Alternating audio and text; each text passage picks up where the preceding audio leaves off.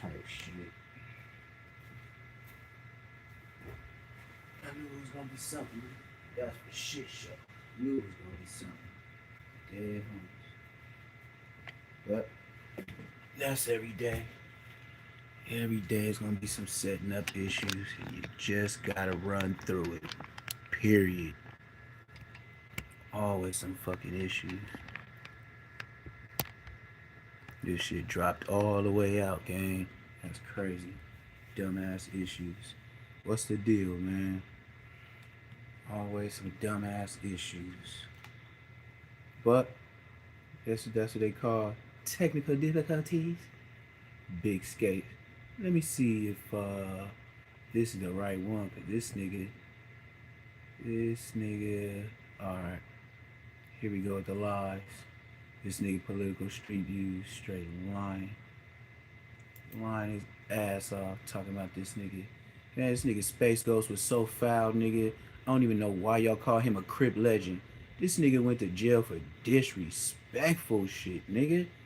How can y'all get this CRIP nigga all these props talking about, yeah, Space Ghost this, Space Ghost that. Nigga, Space Ghost in jail for busting on his girl, nigga, 30 some times, nigga. That nigga's a weirdo, blood. You niggas talking about Space Ghost. I'm glad I'm on the internet. Nigga, Space Ghost is a cold buster, nigga. I don't care how much squabbles he got, nigga. That nigga's a mark. This nigga, he's so much of a mark.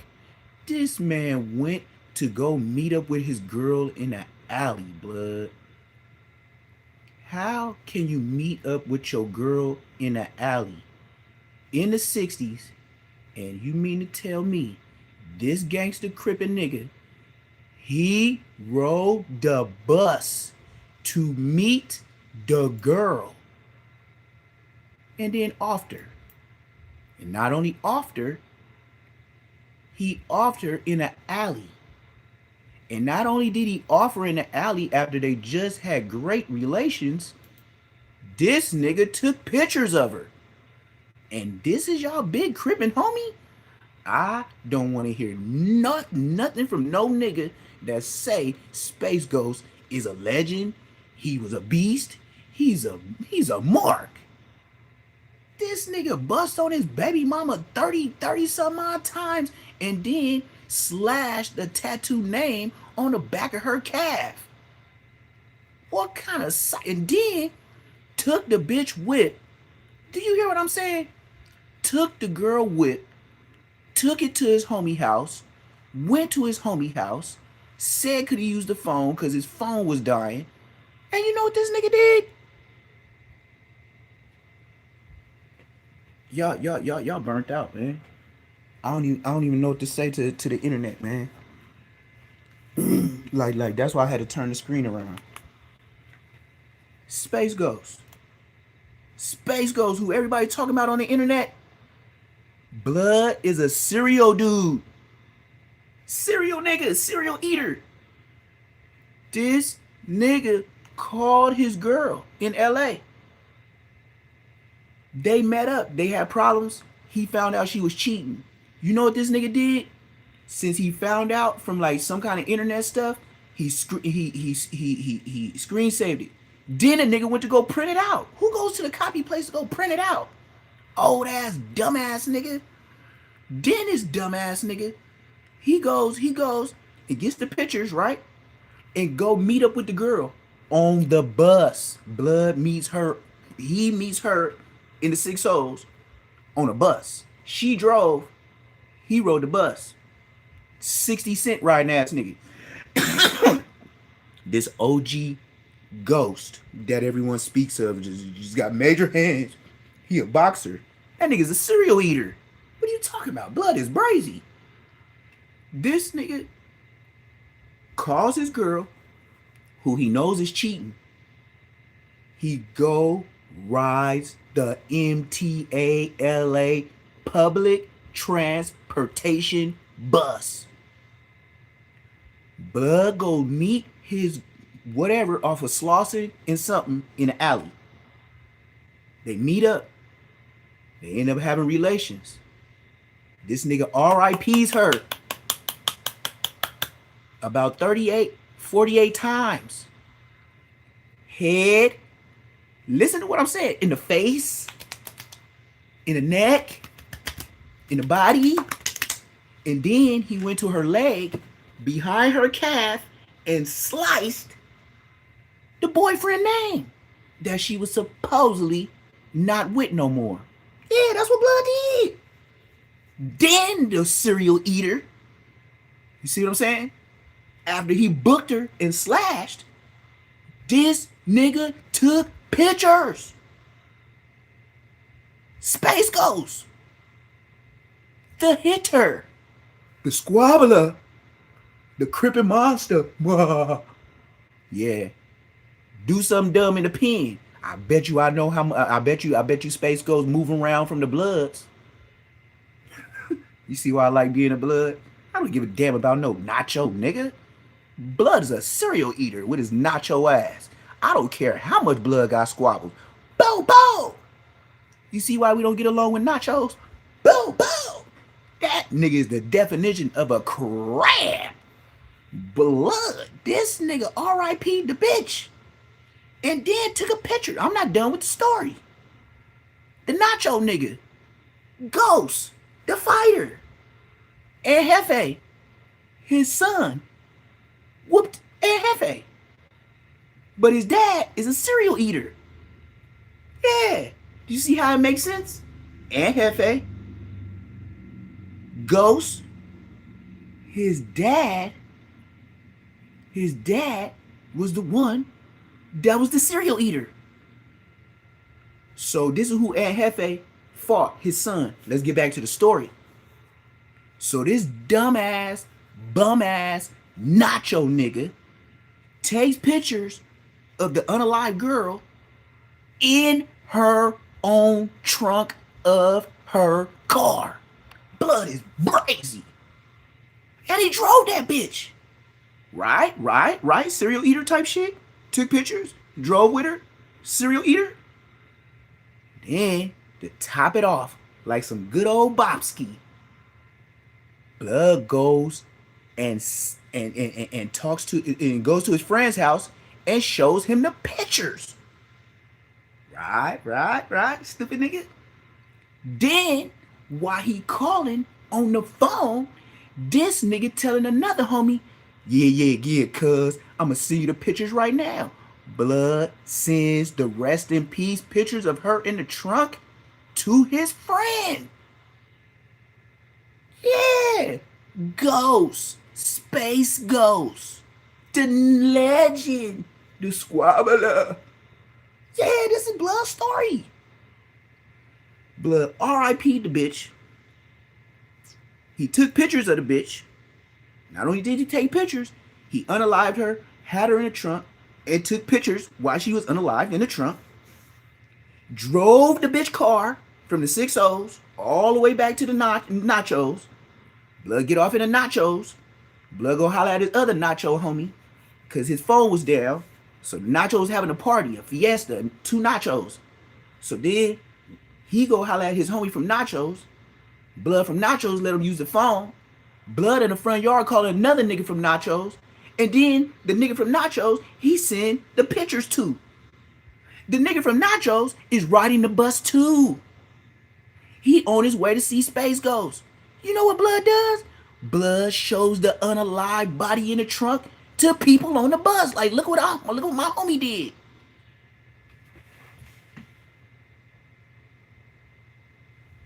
Space Ghost is in jail because his homie showed people on the bus, and one of them was an undercover police officer. That's the story of Mark-ass Ghost. Space Ghost to be exact. Nigga, he's a serial eater bum-ass nigga. Oh, y'all hate that I'm on the internet. Do your research. Blood is a bum. Oh, and not to let you know he's so much from Rolling 90 CRIP that he also from HOOVER 90's too. Oh yeah. Space Ghost. He from the original HOOVER 90's. You know, the gangsters, in the Hoover 90's, and then all of a sudden, they neighborhood, bro. Neighborhood, bro. So glad not to hear my story used to be crippin', then turn blood. Dumbass, nacho ass niggas. Dumbass, nacho ass niggas. Oh, blood. Hey, I could never be from nachos. Nigga, I would holler at the homies. Hey, y'all still pressing gangster? Hey, y'all still pressing groove? Then you would have had Space Ghost. Yeah. Oh.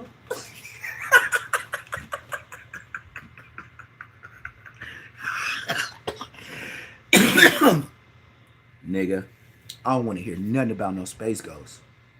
That nigga's a buster. This nigga had it all. And then, oh, and it's I'll tell everybody I learned the lesson. You can't use Hall of Fame. Hall of Fame, his shit like using Nipsey Hussle shit. They'll let you play it. They won't strike your page, but you can't get no money off of it.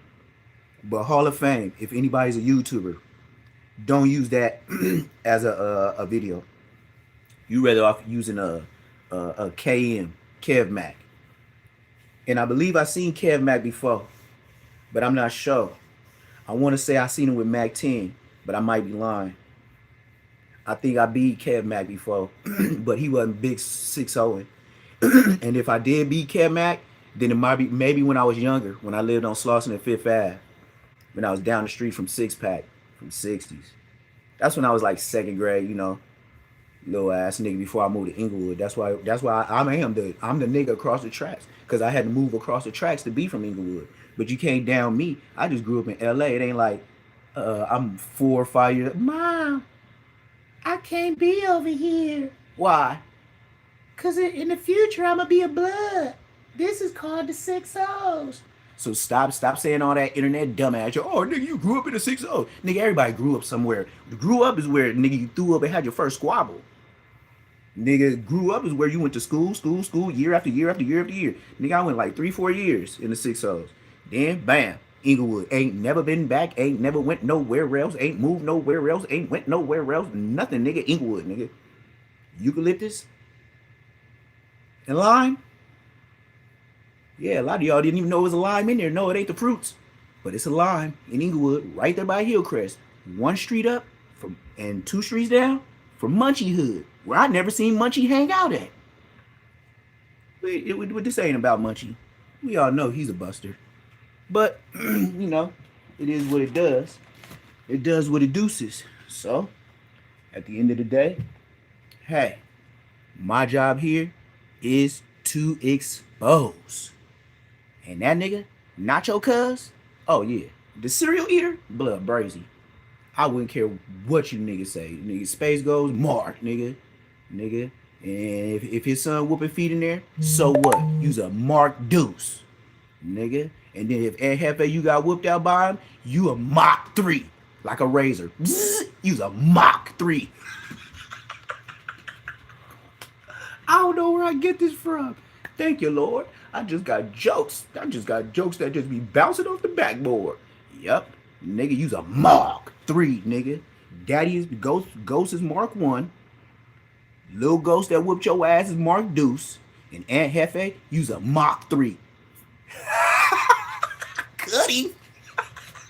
Cut him, blood. Cut him. Mach 3, blood. They got Mach 4s. Who's that? NBA Deuce? NBA Deuce is a Mach 4? Mach.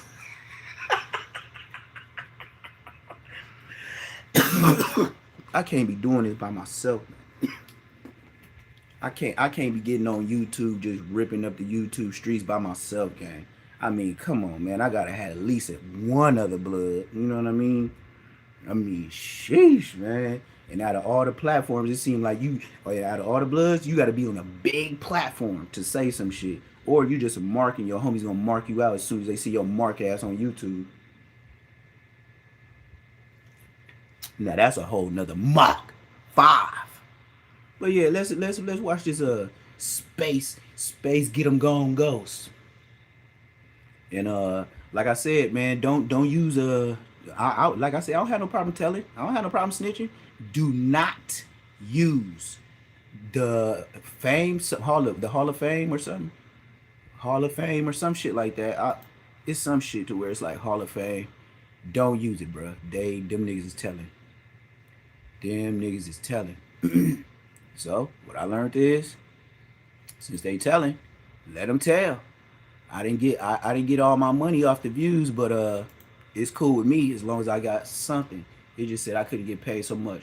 Beyond a celebrity, KM. Watch, I'm gonna show y'all right now what's the name of it, cause I probably deleted that shit. But it was something like Hall of Fame or something like that.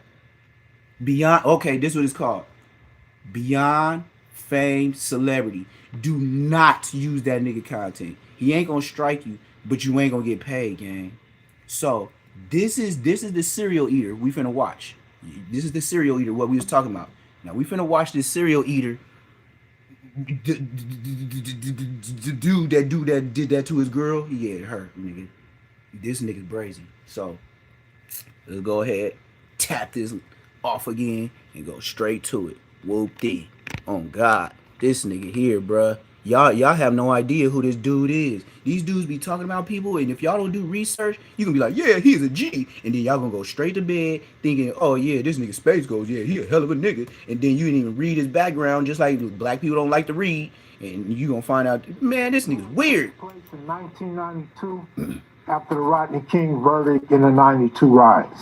Stores apparently is being looted at this time. This may be a flashpoint. Young people throwing rocks. You can hear the impact. The scene has really gone crazy out here right now. What's up, YouTube? Welcome to another episode of KM Videos True Story. Welcome to another episode of...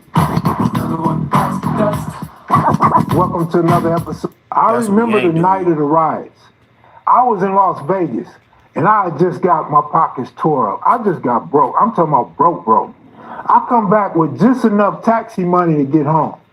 Back then, it would cost me about $20, $19 to $20 to come home from Greyhound, and so I had about 20-something dollars on me.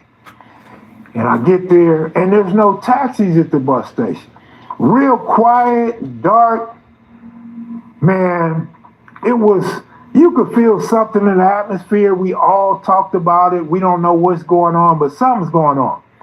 Feel like it might be the end of the world or some shit. Like, you're not seeing no traffic downtown. The homeless people aren't really there. Like, where are they at? Where did they go? And so I tried to use the phone. Couldn't use the payphone. All the phone calls was busy signals. So I couldn't call moms. I couldn't call air. I couldn't call nobody to come get me. So I got to walk home from downtown, from the Greyhound station, all the way home. And I'm walking, I'm going all through downtown, the east side. I take King Boulevard westward, and I get to Bell Sales. And it's going down at Bell Sales. And I get me a bunch of khakis, bunch of t-shirts, some belts, some blue rags. And then I figure out I can't take all this shit home. So I just drop this shit. I keep going up King Boulevard, get to the liquor store. I grab a bunch of team hats because I love the fitted hats. Grab me some alcohol. Right there, that's like, I want to say it's right there at Arlington. Arlington going east to Western. And after a while, I got to Lamert. I couldn't even carry all that. Finally, I get a payphone to work. Moms come scoop me up. Mom scoops me up in Lamert. I go to the house. Immediately get back out there in the streets to find the homies. And there, it seemed like everybody looting for the next day or two. Seemed like the whole city looting. Burning shit down and stealing shit. That was like the end thing for a couple days. 60 and 90 was super tight at this time. They would always come to our hood, and we would always go to functions together. The craziest thing to me about 1992 is you got this era of gang members that were the end thing, that were really putting in the work, really fucking up LA. But then you had the dudes a few years older that were still in the street and still had some say so. And then you had the guys younger, that next generation that was really kicking up dust, really making a name for themselves. That's my generation. That's my generation. My generation is the baby homies, which means top of the AM.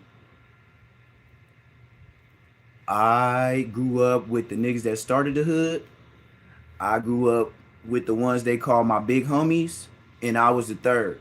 So it goes OG homies. Mac 10 will be one of the babies of the ones that started the hood. He would be the baby ones. And then it's a generation with Donut, the one that spit on Aaron the Plumber. And then it's my generation. So the nigga that spit on Aaron the Plumber, he's a generation before me. He would be second generation. And then you got the first generation, which where Mac 10 from my hood is from. So I'm the third generation.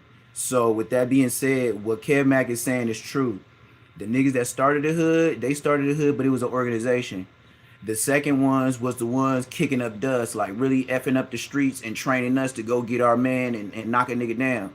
My generation is the get back boys for what y'all did to not the OG homies. Sometimes niggas was smacking OG homies, but that was the IFs and the neighborhood Pyrus was doing that shit, and then we jumped into it, and then the Inglewood family stopped coming over there by Market. They at first they was whacking NHPs, but then when we had a hood meeting with Netaroo and OG Netaroo, Slim, and all them, then that day forward, when we started getting back at the Inglewood families, they wouldn't be at the swap meet no more. So once we start smacking back at them niggas and smacking niggas, then blood they knew shit was real. Now they knew it was cute to the root. And we just did that because you niggas driving around. If we gonna be around them niggas, you niggas busting nigga, you gonna accidentally hit one of us. So we just go ahead and close you out, nigga, before it do happen. Bitch, you can't come down. You say you from IF, you can't come down past Manchester Market, nigga. If you come past Manchester, once you see Market, you better turn your black ass back around, nigga. And that is your border zone, blood. And if you pass that, we was smacking them, blood. Marinellos all up in, nigga. Come on, man.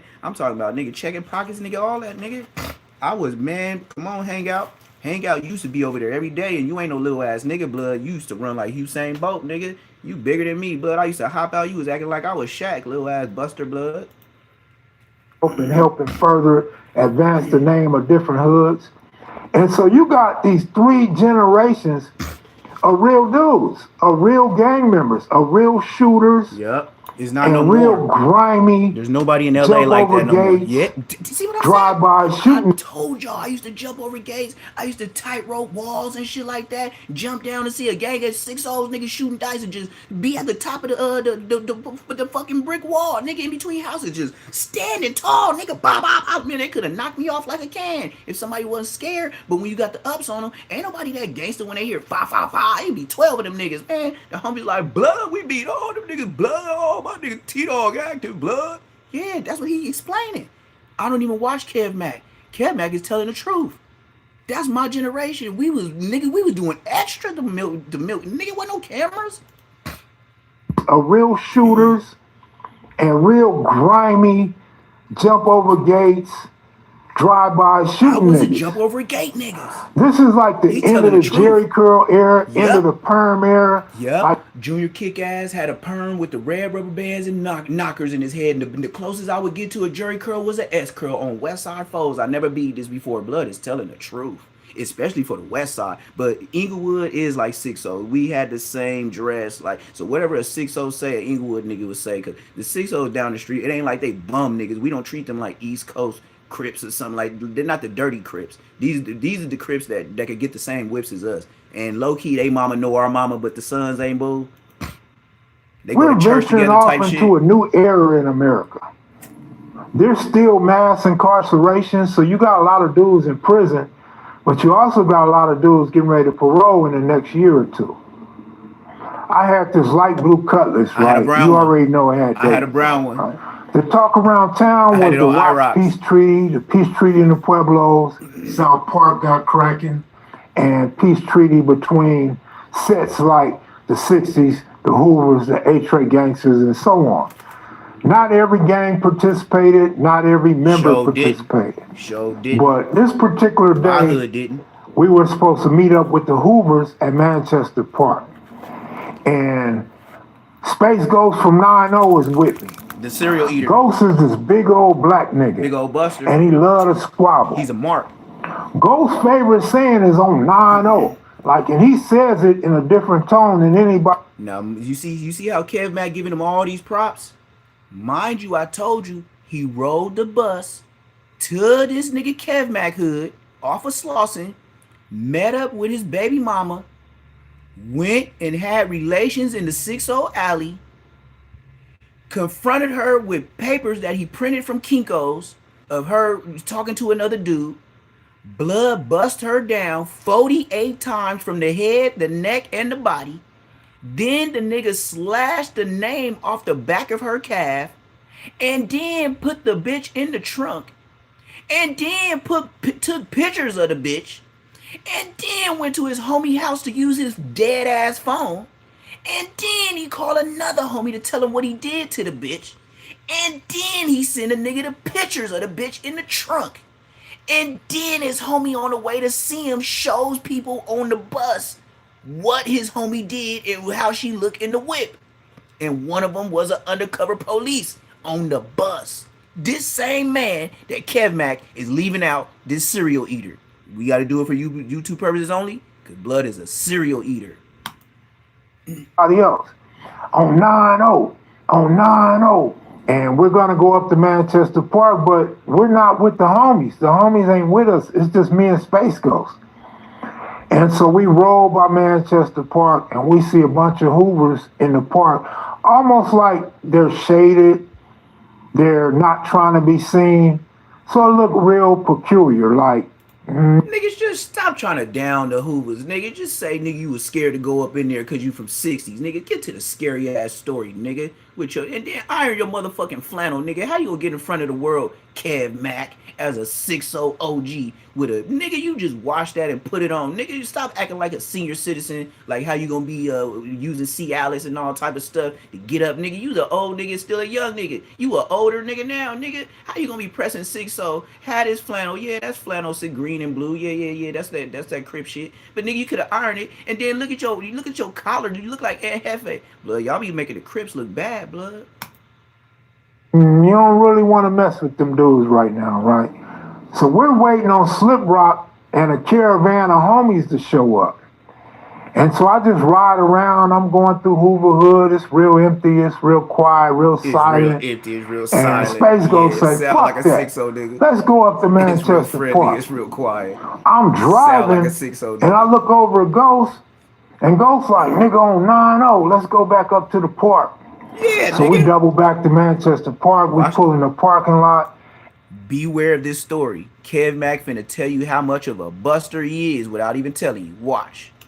And there's no cars in the parking lot, and the Hoovers then got a little bit deeper. They at the other end of the park. Just say Ghost was known as this legendary street fighter, and he's an ex-member of the 9-0 Hoover Crip gang. And I pull up thinking we just gonna wait. We gonna hold up. We gonna wait on the homies, and Space gonna jump out the car. He said we Sound pretty global. See, I told you how scary Kev Mack is. He said, I thought we would just go sit in the car and wait for the homies. You ain't even heard the rest of the story. This nigga finna walk behind Space Ghost, and he gonna tell you why with his scary ass. Yeah, I had one of the brown ones too. The homie dude already had a brown one. I'm going up in there with them fools. I'm like, man, you crazy. I'm like, well, I'm not gonna let you go up in there by yourself till I get out the car. And I'm walking behind Ghost. I mean, I'm really walking behind him. We're not walking side by side. I'm walking behind him. It's scary. If a hell of bullets come, nigga, they gonna hit you before they hit me, and you're gonna be my shield for me to get off. Scary nigga. But Ghost gets to talking about, man, these niggas know me. I know these niggas. They don't want none. I'm like, what you mean they don't want none? It's just us. He like, man, I done squabbled a lot of these dudes. These dudes know me. So I don't know if it was his voice or they recognized them ain't homies. And the Hoovers just start coming like a crowd of Hoovers. If you ever been to a baseball game or an NFL game when it lets out? I have. And I was on the right side of the fence. I was over in the 90's, over there down the street from Crazy Bargain at the Hoover Park. over there by the school and all the shit you gotta pass. Nigga, it must have said that nigga we was at the park one time with Smully way back in the day. Nigga, somebody must have said, Bellow crap, woo woo woo. Everybody was like, Hoover, nigga. I bet it was like 100 Hoovers, nigga. I was like, yep. Ain't nobody finna do no shit over here. Not at all. It's too many Hoovers. This is what it looked like. It looked like the Hoovers was coming up out of the Coliseum or some shit. And they're walking toward us aggressively, and Ghost is walking toward them aggressively, and I'm walking behind like, I don't know, You ain't but finna shit on yourself. we go up in there and we shake a few hands. They hugging on Ghost, man. It's like they happy to see Ghost, and Ghost is happy to see them. And they hugging and talking, and I'm shaking hands.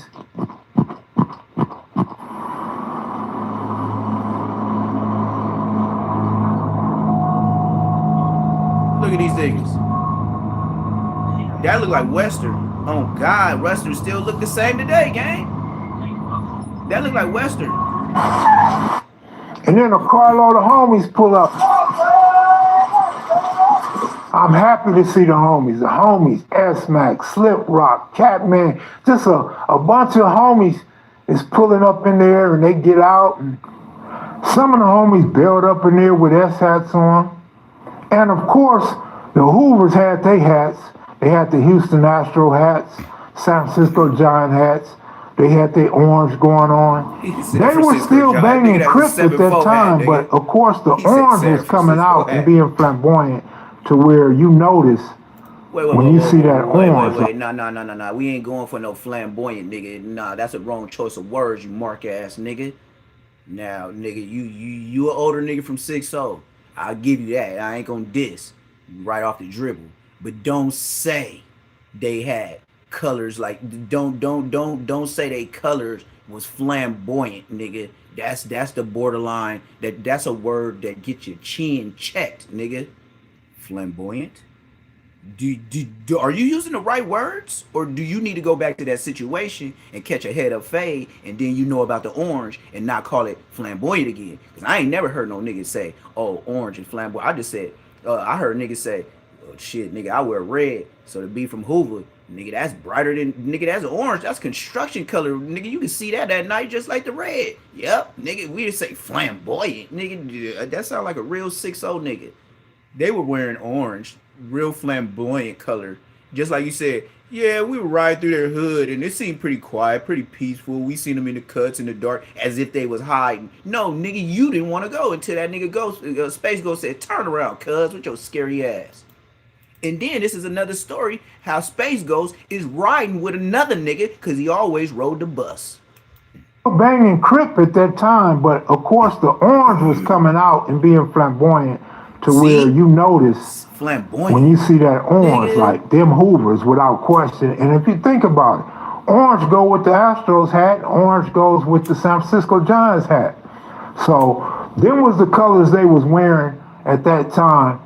The criminal thing came a couple years later. They come up in the park, we shake hands. I remember Sule Mumbles from H.O. Hoover was there. Duck from 11 Deuce Hoover was there. A couple dudes from Hoover, some young Hoovers that I was in Wayside with a few months earlier, and they there. And we really not interacting like that. We shook hands, introduced ourselves. Yeah, because we're not really interacting like that. We trying to see how it go. A few A-Tray gangsters pile up in there. So what Kev Mack is trying to say, man, is so many words. You know how old senile people take a long time, like Whack 100, they tell you this long ass story back in my day and all that. You be like, Grandpa, shut the fuck up and get to the story. So this is the essence of the story, man. He was in there in the county jail. He was supposed to be banging.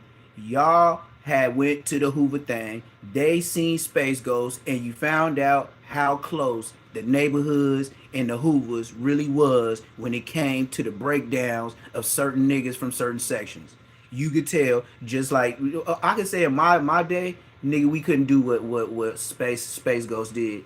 I can't, even with my cousins, I couldn't walk up and be like, yeah, what's up, nigga? And then come with all my hump. No, you can't do that. So when they did that, that was when cripping and blooding was established in different ways. My third generation, cripping and blood was already toe up. Nigga, what you talking to the niggas for? Boop, boop, boop, boop, boop, boop. Nigga, why you over with the boop, boop, boop, boop. We don't care if you grew up over there. Boop, boop, boop, boop, boop, boop. Don't bring them niggas over here. Boop, boop, boop, boop, boop. Them niggas be like, yeah. Like my generation, by the time it got to the third, they was like, nah, nigga, you showing them niggas where we be at, blood. You got a DP and them niggas get bah, bah, bah, bah, bah. Yeah, for real. So they had to. I wouldn't say the nice way, but you know what I mean. If you scared of a fade, then it wasn't nice. If I could live, nigga, I'll line up your whole hood. And we kick it. I'll And live. so we lay down on the grass, a few of us, and we just chopping it up like, man, this is crazy. Like 60's and Hoover's really in the same park. Like we really up in Hoover Park with the 90's, 60's and 90's up in Manchester Park. And so we kick it and we kicking it and we talking and all this old shit. And then finally, it's starting to get a little dark. And the police come. The police come and straight break this shit up. No shit. Police break the whole peace treaty No up. shit. We mean business. This has got to stop. So I believe that we're bringing it under control in not too distant future. Now you mean to tell me you talking about you mad that the police broke it up? Look in the background to the left at the top of that building. That building is full-fledged on fire. And then you gonna see fire drop to the ground as this man is talking. And he gonna talk about why they broke up the peace treaty. Nigga, they thought you was finna burn some more shit down. Nigga, look over this nigga's shoulder, man. This shit, it's a burning building in the background, gang.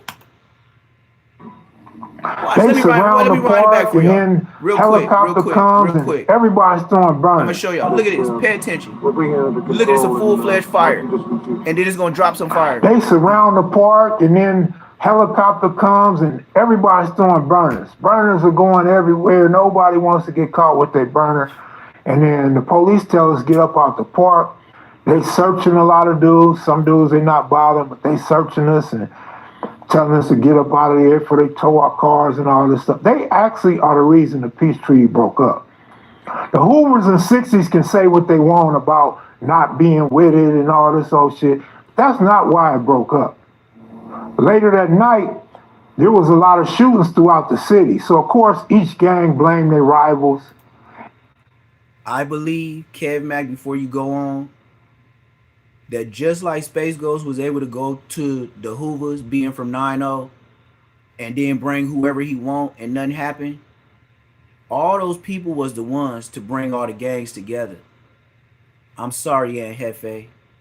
I'm sorry, Spody Face. Y'all younger than my generation. My generation can get a peace treaty before your generation, brother. But my generation, I know as far as my hood, nigga, I'm one of them niggas. No. Why? I grew up with the niggas. Y'all R.I.P. Hell no. Because if I was in the dirt, nigga, I'd be mad at them pushing it. That's how I always base my thoughts. Forget how I feel and forget how short or many we become. I went to the funeral for nothing. I indulged in car washes for nothing. I was holding on to his mama while she was crying for nothing. And let's go ask his mama or his sisters or his uncles or his brothers and say, hey, you remember when they the Raymonds or the 6-O's did something to whoop-de-whoop? Yeah. Hey, do you think it'd be a good idea if we peace treaty, or should we keep this BTA on them? Hey, keep that BTA on Neptune. It's good to see you. For sure. I just came through. For sure. And there was different ambushes throughout the city. And so the treaty wasn't really going to work in LA like it did in Watts or in the Pueblo. Show ain't. You know, they had basically their own thing. And we used to go to Watts. We used to go to all the different projects. Nickerson Gardens, PJ Watts, Jordan Downs, Pueblos. We even went to Compton with the Palm and Oaks and everybody over that way. So we weren't getting around. We were functioning because there were so many pretty women and different things going on. You could get some money and you could party, and it was just fun during that era. Wasn't nothing else to do. And everybody wasn't worried about all this Balenciaga, Nike Techs, and all that. This is how everybody dressed, and this is how you catch your ops. White t-shirt, blue dickies. White t-shirt, red dickies. Beige dickies, brown dickies, orange dickies, green dickies, Chucks, Cortez. My generation, Adidas with the fat strings in them. We wasn't really on the K-Swiss, but my mama bought me the brown suede ones, and I thought she was a buster. And I never wore British Knights in my life. That's how I knew I was gonna be a blood. My dad never bought me British Knights as a kid. He must have knew better. It was like the city was shut down, basically. That's how it felt. And you know how black folks was back then. You want to party, so everybody was trying to get their party in, find them a girl, find them a new place to hustle, Skeezer. find new connections, That's what y'all and used to just call them. enjoy Trying to the find a 92 skeezer. atmosphere with all the smog and the smoke and the aftermath of the Rodney King verdicts. During the midst of all this, the homies got blamed for a lot of incidents with rivals. And so it just wasn't going to work. It wasn't going to work with us or them or anybody else in the South Central area on the West Side. Now, the East Side, they did their own thing. Watts, Compton, they continued to do them. But the nucleus of the West Side of South Central, it wasn't gonna work like that because you had the Inglewood family, the H-Ray gangsters, Yep. you had the Hoovers, the 60s, the Jungles, and we didn't have our shit together like some of the other people. So from the 20s to Inglewood, it was a whole different vibe. Like we probably got 2 or 3 days rest at most. And that was the extent of that. We let the police come in and break that shit up. The sheriff and the LAPD were treacherous because in our individual communities, they focused on us. They harassed us. And now they got us all in one big area. They got us concentrated in one area at a time. That was right up their alley because they could sweat us coming in. They could sweat us leaving. They could surround us and make us disperse. They basically could have their way with us. And wasn't nothing going on in the hood except people getting money. Exactly. That's what I was Now gonna you say. got Cause the I whole was. block to yourself if you out there petty hustling. Me too. If you got a big sack, Yep. you getting all the phone calls now. Yep. Yep. He telling the truth. So I could pretty much say, yeah, he would be the one of the OGs that started the hood, like how he talking, and that's how I met OG homies by me going from street handling to now the nigga, the homie that was in between, he done effed up on some money. And from the conversations they had, he always knew out of all the little homies that my money was always the fool. So then I start getting doubles. Like if I buy a QPZ, he'll give me two QPZ. If I bought an Ease ounce of the Weezite, nigga gave me two. And then he would tell the homie, hey, another big homie that come break it down to me. I ain't gonna say his name, but he got in my live before and said, man, you be on Bosco ass. But he in Jersey right now. But he be going back. He the connection between New Jersey Queen Streets and Inglewood Queen Streets. And if you don't know, nigga, Queen Streets in New Jersey is the biggest hood. Like it's the first blood hood in Jersey on the East Coast. There's so many Queen Streets in Jersey, nigga. They ain't nobody bigger. Like, and they got RICO cases like 6-0. Nigga, Queen Streets is the biggest hood in New Jersey. Dead homies since day one. Go look them up. Double I, Tretch, Naughty by Nature. They from Queens. But what he tell it is the truth. Like I said, I never watched Back. Cause today, what he be putting up as far as bloggers and stuff like that, he be sounding like an old sucker. I ain't gonna lie, nigga. I'm an OG, but I can't go OG like you. You sound like grandpa. You acting like, nigga, we can all get this shit together and we all gonna live a good, prosperous life. No, nigga, it's gangbanging, nigga. Nigga, you got niggas like me. No, nigga, no, I don't know. I'm not gonna be sitting next to them niggas, nigga. I'm not finna be shaking no hands. I'm not finna be acting like nigga. No, nigga, you be lucky, nigga, if I don't have they hood whacked out on my dicky shirt, nigga. Fuck you niggas talking about, nigga. I don't even know, nigga. That's like, nigga. Let's all go put some candles where the homie rest in peace at, and then let's light them up, sing some songs, play some music, and then kick them bitches over, cause that's exactly what you doing. You had the homie funeral was just another kickback, huh? That's what a peace treaty do. That's what a peace treaty do.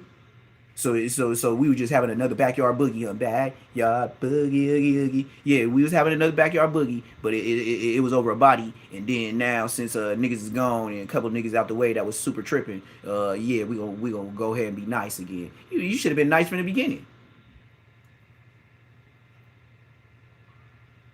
And I didn't have to get put to dirt, nigga. I got put to jail. So nigga, same thing to me, nigga. Nigga. Talk about the nigga that's talking about peace treaty. Your ass been out there the whole time, nigga. Not doing nothing, nigga. You low key want it because your baby mama from Maya, bitch. Y'all been talking about it every time y'all make eggs and breakfast with the kids, nigga. Shut your bitch ass up.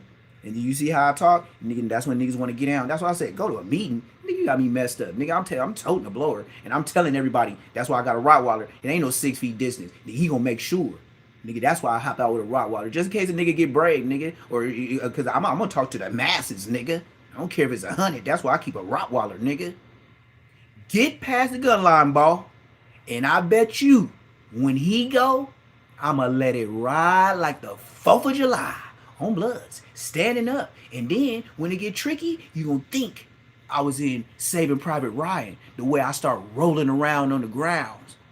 Blicking niggas. GTA. I can't wait to get a call from one of my homies on live trying to check me. Nigga, we finna go back to the IF shit, nigga. Or get your bitch ass off my phone. The peace treaty could only be squashed by the ones that started the hood. Everybody else, we didn't make up the hood. We just lived it. So if y'all got a creation of y'all hood and how the hood was started a certain way, well, I got a story to tell too, gang. Shit, when I stepped off the porch, the Crenshaw Mafias and the neighborhood Pyrus was already blitzing each other's. Pow, pow, pow, pow, pow. We heard that at Rogers Park. Crenshaw Mafias used to go through the park looking for NHPs. That's why Dulo and the guy used to stay up there 24/7. Blood stopped leaving Rogers Park. Yes, these is facts.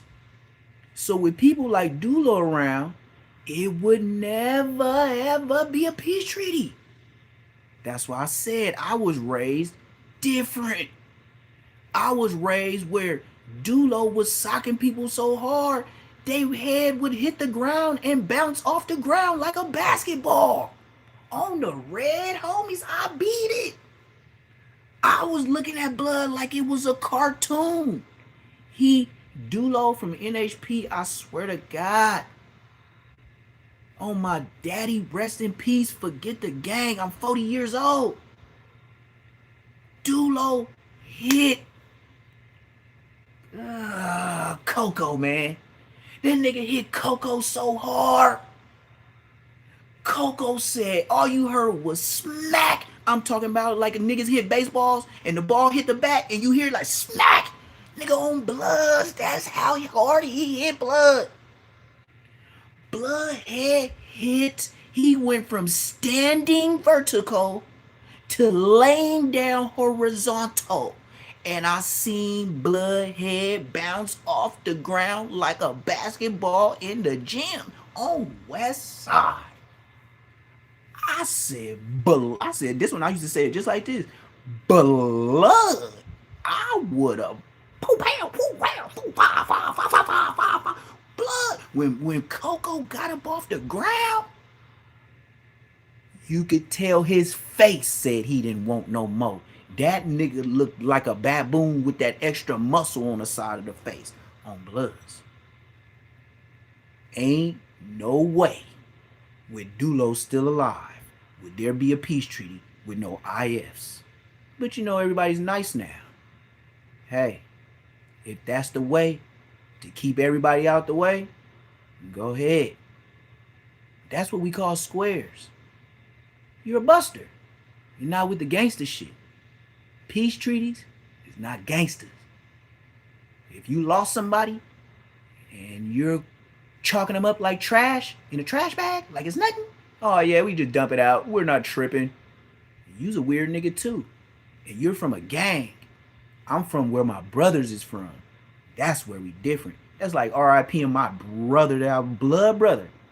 And you telling me, oh yeah, we gonna squash this beef with the Eaglewood family. Nigga, what? We got nigga just cause you said that we gotta get in. You see how a nigga ain't gonna say that again around you? Just do like Space Ghost. Just start firing niggas up. GTA. And I bet you they won't talk about no peace treaty no more. That's how you stop niggas talking about peace treaty. Because we trying to figure out what this thing is gonna be about in South LA. We thinking about how's the future gonna go, what holes we can get, where the party at. Today's message is, can we all get along? Oh no. We can get along if we want to. Can we all get along? If we put forth the effort, See that nigga we Jerry can all curl? get along. And that's it for You see that nigga today's Jerry story, curl? man. It was short, but I hope you enjoyed it. Be sure to click the like button. Be sure. Yeah, I'll give you a like, nigga. I'll give you a like. Like I said, man, I be YouTubing. I use your shit, and I talk shit about you. And you remind me of my sister, but she was in an accident. She was running from the police in Irvine, and it made her eye like go down, like she got what's that shit? It ain't Down syndrome. I can't sag her like that. She'll be on my ass if I said Down syndrome. What's that shit called? When people they have a stroke and then they face be like, yeah, if I told my sister Down syndrome, she'll try to squabble me down right now. See, I respect my sister even if she ain't here. She my little sister, but I that's what I said. Just like my brother's like, man, if my sister died for the hood, I'd be like, nigga, ain't no peace, nigga. Okay, I can't play behind the scenes, but I could play this. No. Well, I don't know because he got that from that. So I don't know if I could get away with this. All right, we'll tell you. We gonna go ahead and start with the beef with the Rolling 60s and the A-Tray Gangsters. Yeah. The closest thing to fresh air in this office. Project Bo. This is what I gotta say to Project Bo. Stay on their neck though, but you better keep a toast though. And on top of that, nigga, you know it's 2020 Big's blood. People got relatives and family and all that, so it is backdoor purposes only. So you better respect it, Project Bo. This is what I gotta tell to any nigga in LA that's gangbanging. This is what I gotta say, man. If you in LA and you in your 30s, and I'm talking about 31 and above, and you still yelling out your game, and you still live in the hood, directly in your hood, you's a loser. And I don't think you like that. Ain't no way in hell I'm finna grow up where I threw up and then raise a family where I threw up and then think I'm gonna go to a liquor store or a grocery store at any given Sunday. I could probably have on church clothes. A nigga gonna milk you. If you're still there, you a dummy. You a bum and you need to get put off. Now, if you come through and hang out, that's different. If you live there, you better have one stipulation. You took over your granny, your mama, and your dad house, and you still holding it down. I could respect you. You apartment living? Bitch, get up out the hood, nigga, before you get DP'd. I'd rather DP you, GTA, than go to your funeral. You see what I'm talking about? See how you got to put the lefts and rights, the BTA on a nigga? You see why you got to put a BTA? So just like your dad, get up out this yard. I told you stop stepping on this grass. And then he come out there with that thing off the tree and chase you around like a chicken. Yeah, that's what I would love to do. But you know what? Can't do it by myself. What I'm gonna do? Keep chasing niggas, and then everybody gonna plot against me, set me up, think it's a backyard boogie, and then backdoor boogie. I already know, nigga. I've been told on 2 times by the homies from the hood. Do you think I'm stupid? Oh. You didn't know who I got told on? Yeah, because them niggas got out, caught other cases, and then got life without me. Yeah, we could talk about that too. Nigga, I went to court 2 times with the homies doing dangerous shit. You know, every time somebody was telling. And you know who was last to get locked up? Me. So how the hell could I be the last one to get locked up every time? Like this nigga ODM Slim try to say some Buster shit. And he don't know nothing about nothing, but I just love roasting niggas and poking holes in they paper bag. They wet paper bag. This nigga said, yeah, Neptune went to jail with his homies. And he told on everybody. Bitch, how you gonna be 3 to 4 niggas deep and I'm the last nigga to get locked up? And then they did a sting operation to lock me up. So how did they know where I was when they didn't even know who I was? Shut your dumb ass up. But just like black people are always scared to do, give them a paper with some writing on it. They gonna use it to lift weights. They not gonna read a damn word. Welcome to being black. Where the sissies at, cuz? That's some 8 straight gangster, nigga. Welcome to Boys in the Hood TV. Today we tapping into what's called the first ever Crip on Crip war in Los Angeles. Rolling 60s neighborhood Crips versus 8-Tray gangster Crips. Before these sets were ever established, Tookie Williams formed the original West Side Crips and Raymond Washington formed the original East Side Crips. And Raymond Washington, what he get chipped over on 69th and San Pedro. Dusty ass street. And you know who he got chipped by? Somebody he know. You want to say, hey, Neptune, how you gonna make that statement? Nigga, how the hell is a nigga gonna walk up to the car like he knows some niggas and then get blasted? Come on, man. Common sense ain't common to everybody. Bro, I only walk up to cars that I know. If you don't know the car, nigga, even if you asking for treat, nigga, I'm finna be like, nigga, what? Man, pull over or something like that. Like, nigga, I'm not walking up, nigga. And he got murked that way. See how young he was? You see how he was East Side Crips. He is the definition and structure poster face of when he wasn't supposed to be gangbanging. Look at his young ass face. Look at his young ass. We could call him a young ass boy. Hey, Raymond Washington. Hey, since you've been kicking up dust in that dirt so long, you know, you look like the Crypt Keeper 100 years ago, right? Yeah. Hey, did your muscles all the way develop as a grown man, or did your homie smoke you? And you mean to me, generations after him wanted to be like him, and they smoked you? Yeah, it wasn't no bloods. It wasn't no bloods that got cussed. He wouldn't even went up to the bar, bud. You see how a lot of niggas like, oh no, I can't be no Crip. Shit, you see what they did to Raymond Washington? They go Pueblo Bishop businessman, bloods.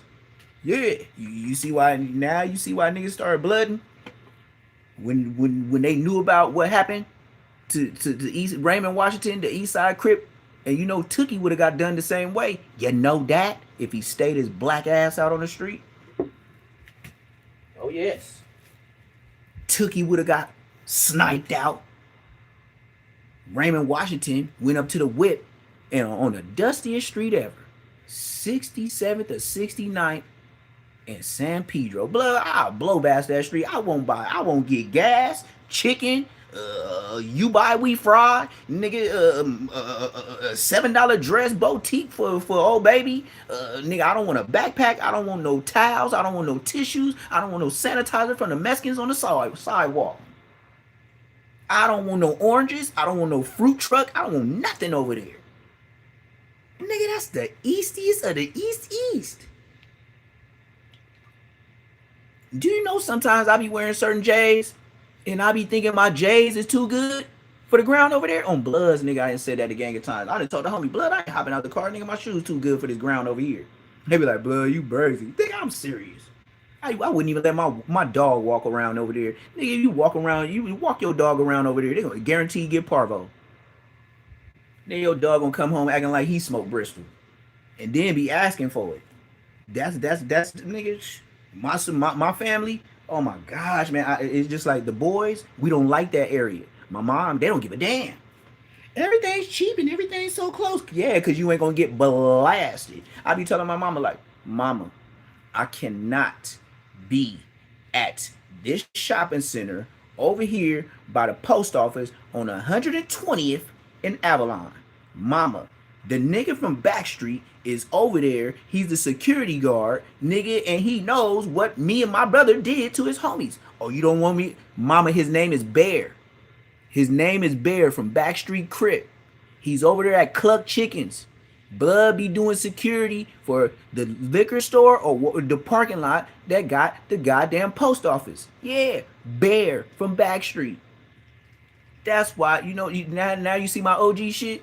If something happens to my brother, I know. Like, you just gotta know one nigga. I don't need to know your whole hood. I just need to know when I go over there and say hi to somebody, I can leave them with a big hug to where they just pass out with all the joy I left them with, and that be that. Damn, I know YouTube love me. Let's continue. Yeah, I give a nigga a big hug. How big? You want a 9-inch hug? You want a The Rolling 357 60s and hug? the A-Tray gangsters want a both 40 traced their roots 40-inch to the hug? 1970s and west side of South Los Angeles. The 60s territory centers roughly between Slauson Avenue and Florence Avenue, from Western Avenue over toward Crenshaw Boulevard. Rayford Big Sidewinder Miles was a key founder of the A-Trays. The A-Trays took their name from 83rd Street at the heart of their turf, an area stretched. Hey, tell me why this nigga look like 4 Extra. Come on, chat. Come on, man. This ain't 4 Extra Pops. Come on, man. Y'all playing with me. Y'all playing with me, man. Y'all playing with me right now. Look at 4 Extra Pops from A-Tray. This is 4 Extra Pops right here from A-Tray named Sidewinder. Check him out. Look at bro. Bro got the Cadillac. Bro got the white walls on it. He looking like a straight up G. Hair so short, but it's permed out. Jerry curled out. It ain't even touching his shirt. And they got that choke chain on like he a pit bull or a Rottweiler. Yeah, check out 4 Extra Pops, gang. That body though, look at it. Look at that chest though.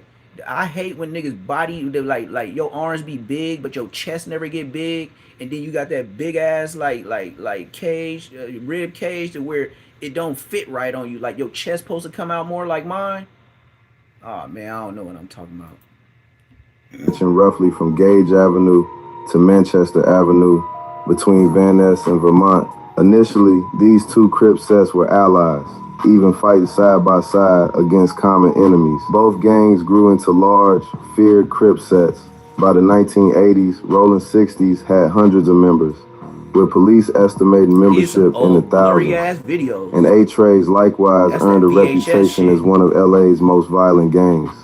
Up until this point, like any hood, there would be squabbles amongst each other. Yep.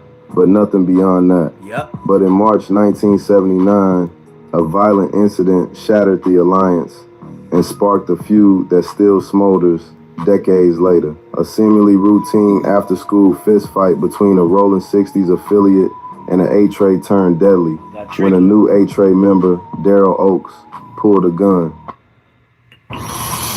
And that's what I said, man. He was a new nigga. When you scare new niggas, when the hood used to doing something and you bring a new nigga around and then you gave him a gun. You see how gangbanging was done? Homie started offended. We got to fight Friday. After school, we got to fight. You know how it is. They went on the side of Hobart. Friday, homies, head up. That's what we usually do. Them is our type. 60s our dogs. We ain't tripping. Head up. Handle that beef, squash it, step on. Fatty started fighting with Tyrone. Tyrone's brother was Big Rick, OG 60, rider, moneymaker, hustler, thug motherfucker. Him and Fatty fighting. Tyrone. Boom, bad, boom, both dick young. Nigga named Tyrone. Boom, bad, boom. Squalling. Who named Daryl Oaks, the hood just recruited. He was really from 9-0. Went around the corner, got the strap. The homie. Came back, he was on the hood like 2 days. He thought it was something more serious than just the fisticuffs, and that's all it was. And it's 79. Who is the 70s? Yep. Keep talking, monster. And you gonna tell us why. It's the 70s.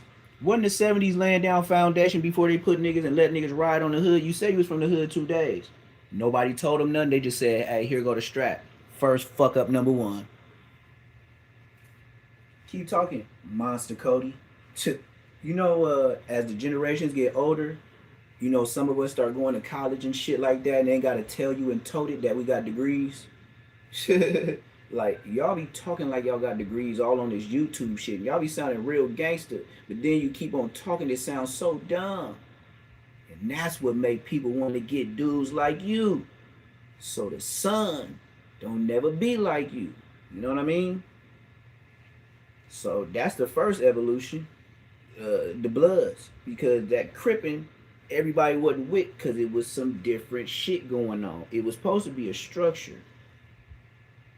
Wasn't nothing structural about it. You just telling a story about disaster right now. You had a homie in the 70s. No excuse. Nigga, you niggas ain't even got phones. Nigga, the only phones you niggas got, nigga, look at Tyrone hair, blood. You look like Jackson 5, blood.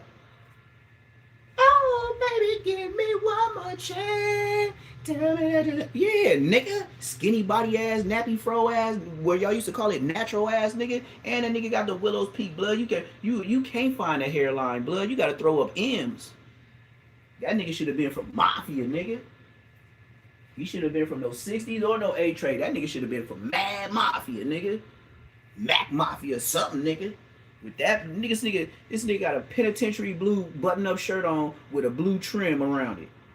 Nigga, come on, nigga. All you gotta do is spin around. Tell me that you love me. Nigga, come on, man. Foo, foo, foo, pow, pow, pow. Nigga, shut your bitch ass up, nigga. Yeah, I'll make you do some tricky dance moves, nigga. Hey, you do that Michael Jackson, and then I'm gonna come through like Draco and make you hun diddy bop and see if you can spin around and do all them twisty ass turns in your platform ass shoes, nigga. Niggas over there, nigga, I bet you they was going to hood meets, nigga, with platform shoes on, blood. Shut your dumb ass up. Niggas walking down the street, chains, bats, and locks. Everybody looking like the Jackson 5. Shut your bitch ass up. Now you see why our generations will never get along. Nigga, y'all pushing peace. I say hell no, Jackson 5 dressing ass niggas. Oh, baby, give me one more gun. Bet you that I shoot him. Shut your bitch ass up.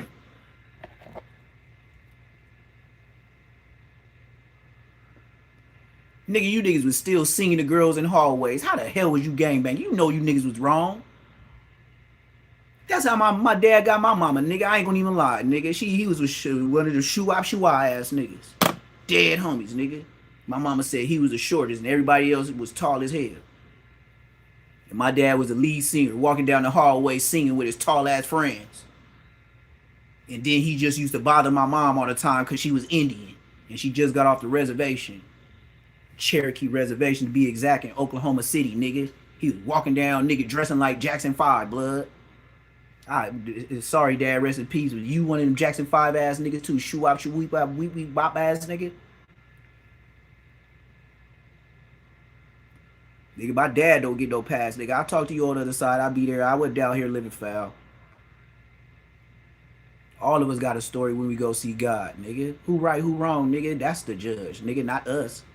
We ain't supposed to go sit in no line and go talk to a person about what we did to another person, nigga. You're not the judge. Your community should be that. I bet you the community would have got more rights than wrongs. And even if we got wrongs, it's just human nature. But because of the wrong, it still was right. Because even if it was wrong, it still could have been right. Because if it was right, then it could have been wrong. But I'm still right. Because if I was wrong, I'm still right. Type shit.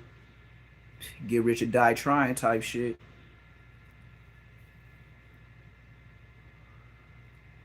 That's why they have the judicial system. Money. Yeah, they don't give a damn what we got going on. Unless we can get some money out of it. We'll break up fights. Just pay us. Nah, we didn't need that. But y'all know some of the neighborhoods would leave a nigga stanking in the street as a public display. So you know, as police officers, you just can't have kids walking down the street to school and see somebody just stretched out, but not knowing the whole neighborhood let him stretch out because of what he was doing with underage, you know what's. So yeah, the streets could be foul for that, but at the same time, you're going to learn a hell of a lesson for the next generations to come. I bet you nobody in this neighborhood going to be doing that. Yeah, street justice. Or judicial justice. I seen in Puerto Rico with my homeboy who is in the U.S. military. Blood showed me what they did to a nigga that was R.I.P. Blood showed me on his phone. Blood was over there days. And he showed me on his phone. Out there in Puerto Rico. And showed me 2 days differently. Blood was still on the side. Bicking it. Bleeding. Been bleeding. Blood was public display, blood. And everybody was still going to school, driving past him. And the whole neighborhood know what he did. You see why certain things might be fucked up? But the message that you send to the generations, blood, get caught. Yeah, when you're gone, when everybody else get put in the dirt, blood, you get put on public display. Stanking. Come on, man. Come on. Y'all know what happened when you walking by stanking? Ooh. That's the point. You see why America made a law? No, we got to pick them up and we can't do that. And we got to have some kind of humanity and dignity. Excuse me. Some of the things that white people do through the generations to come with children and let's say unselfish sacrifices. You got to mix it in with the AI because sometimes AI be picking up on the lingo that's bingo. So you got to switch it up, like the last meal, sacrifice a lamb or something. Well, didn't they say certain organizations you got to get into? You got to find a virgin or a young, fresh baby. Black people don't do that. We don't go say, go get the baby. Nah, white folks do. You got to get the purest blood. You weird. It's September 79. Man, it's still the 70s. It's all about this, fool. Fool come back with the heat. Tell Fatty move, dump, boom, boom. Kill Tyrone. Shoot him in the head and the chest. Shoot Bogart, boom, from the 60s in the stomach.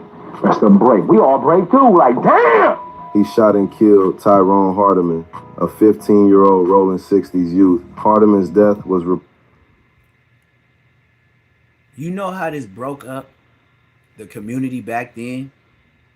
To hear a high school kid, RIP, another high school kid over a new starting gang? And I'm third generation and mad that the old lady mad at me because I'm over there selling hugs and I'm supposed to be at school.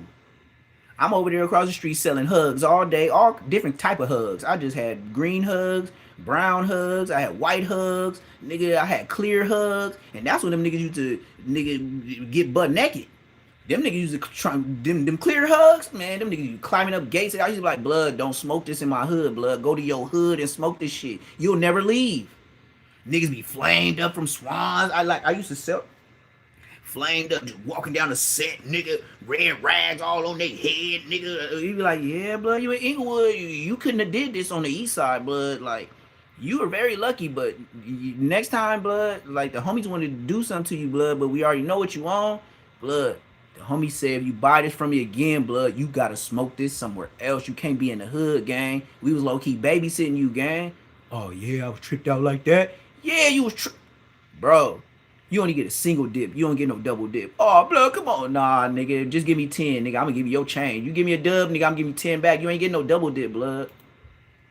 Reportedly, the a young grown man telling almost grown men immediately, the two sets fell into open warfare. 60 coming to the hood, though. Big Rick, the OG, babyface. All they wanted to shoot her. Killed their brother. We don't know him. We didn't. He just started claiming the hood in 2 days. Fools them took it as a sign of us saying we ain't giving him up. We threw a big meeting, big sidewinder. Keystone, all them from the 60s, Big Joe Rat, Mumbles, Mumpy. The meeting became a big gang fight. From that point, September 27th, 1979, the Rolling 60s and the H-Rays have been mortal enemies. This internal Crip-on-Crip conflict was unprecedented at the time, forcing other Crip gangs to choose sides between the neighborhood Crips, aligned with R60s, or gangster Crips, aligned with ETGs. In the month of November, H-Ray member Lucky Bell was at the Rosecrans skating rink. He was approached by a 60s member named Mumpy. Mumpy was said to be wearing a brown jogging suit. At some point, Mumpy could be heard yelling at Lucky, since one of my homeboys died, one of yours gotta die. This led to a fist. See, I'm telling you, the way that nigga from 60 said what he said, it's not even about the gang, nigga. You got a brother, like, that's why he told, that's gangster to me. Walking up to them niggas and saying, hey, y'all know what it is, man. Y'all peeled the homie, so one of you niggas is gone. That's gangster. He said it before one of them niggas got on, blood. He from 60. Shoot. What's your name, nigga? I could have been your little homie. Fight, which was eventually broken up. Later that day, Lucky was on his porch and was ambushed and was shot 6 times in the face. Oh yeah. I would rather tell you your transgression before you go see God. A man wearing a brown jogging suit was seen fleeing the area immediately after the shots. We was at the skating rink Sunday night at Rosecrans skating rink. Oh God, I want to nigga. I feel like nigga, our president, nigga. I ain't above God, but if I could ask you them questions before I blow you, GTA. Oh yes, nigga, I would love to talk to you before you go talk to that man on the other side. Cause Blood gonna ask you why you did it for nothing, and then when I go talk to him on the other side, you gonna be like, man, you were just out there. I mean, you know, eye for an eye, but you took an eye for an eye. It was almost me type shit. When we back there, the homie from Hoover was talking crazy with it from 111. They was in this beef. They was beefing at the time. And so Cuz was sitting on the thing and he was looking at me, all mean mugging. Nigga asked me where I'm from.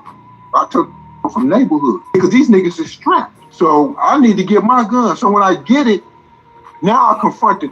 Right? Oh, how you see, OG? Told you, keep on talking with all them grades. You can have a lot of grades and be dumber than a motherfucker.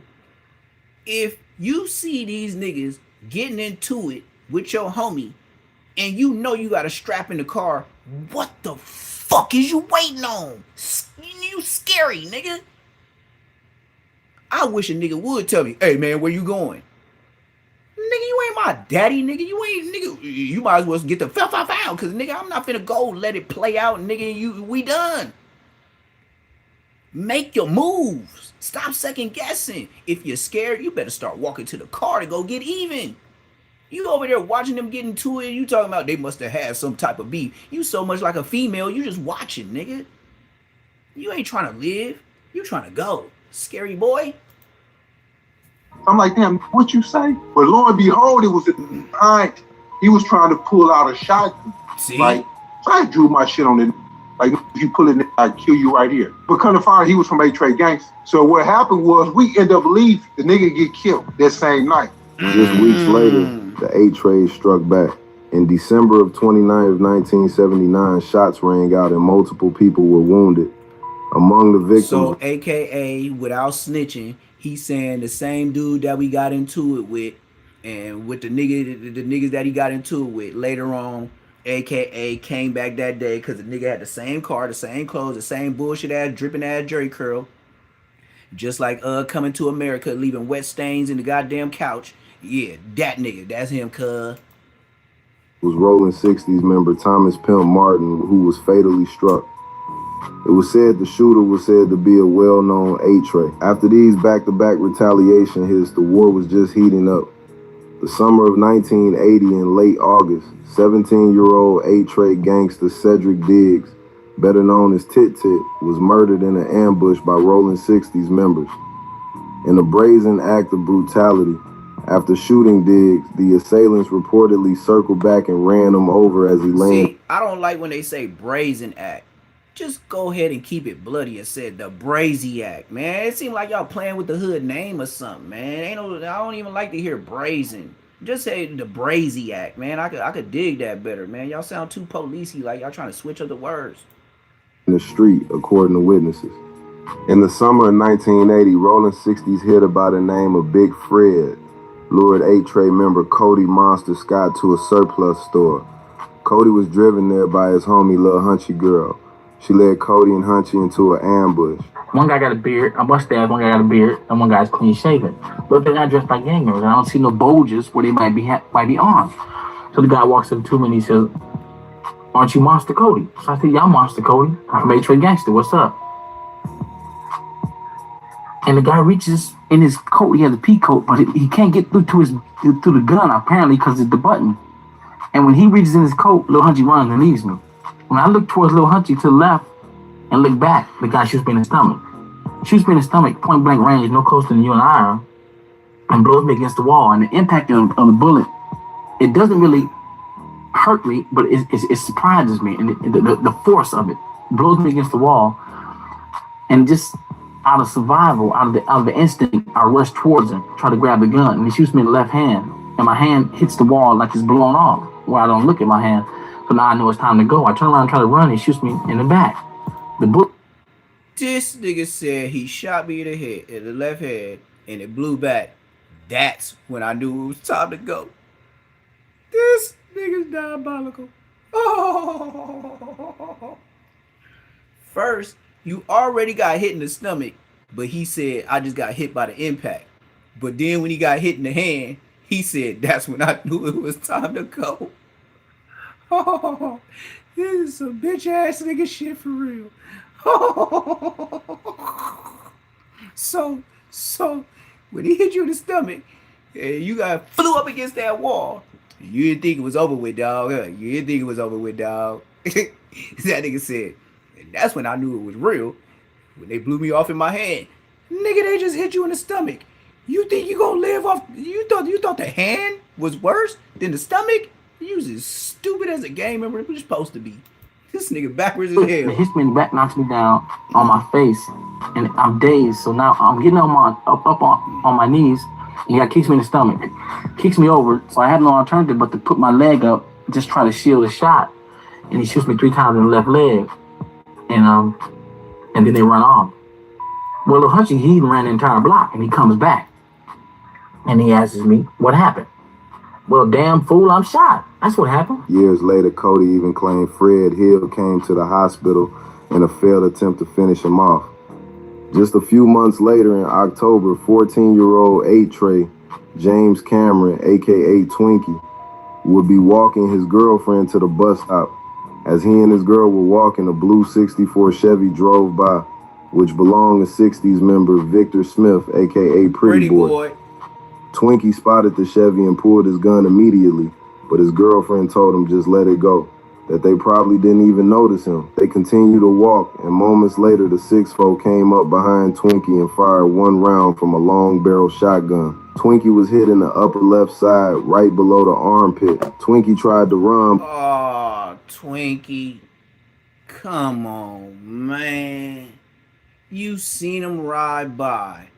And you got this goofy girl that ain't got nothing to do with nothing. And if girls is square today, they squarer back then. You know if your granny ain't hip to shit today, you know you looking at granny. Yeah, Twinkie. Yeah, that's Paw today. So grandma today, yeah, grandma told him, I don't think they seen you, baby. Just keep on going. We're gonna go ahead and play some Isley Brothers, and I'm gonna make you a muffin pie.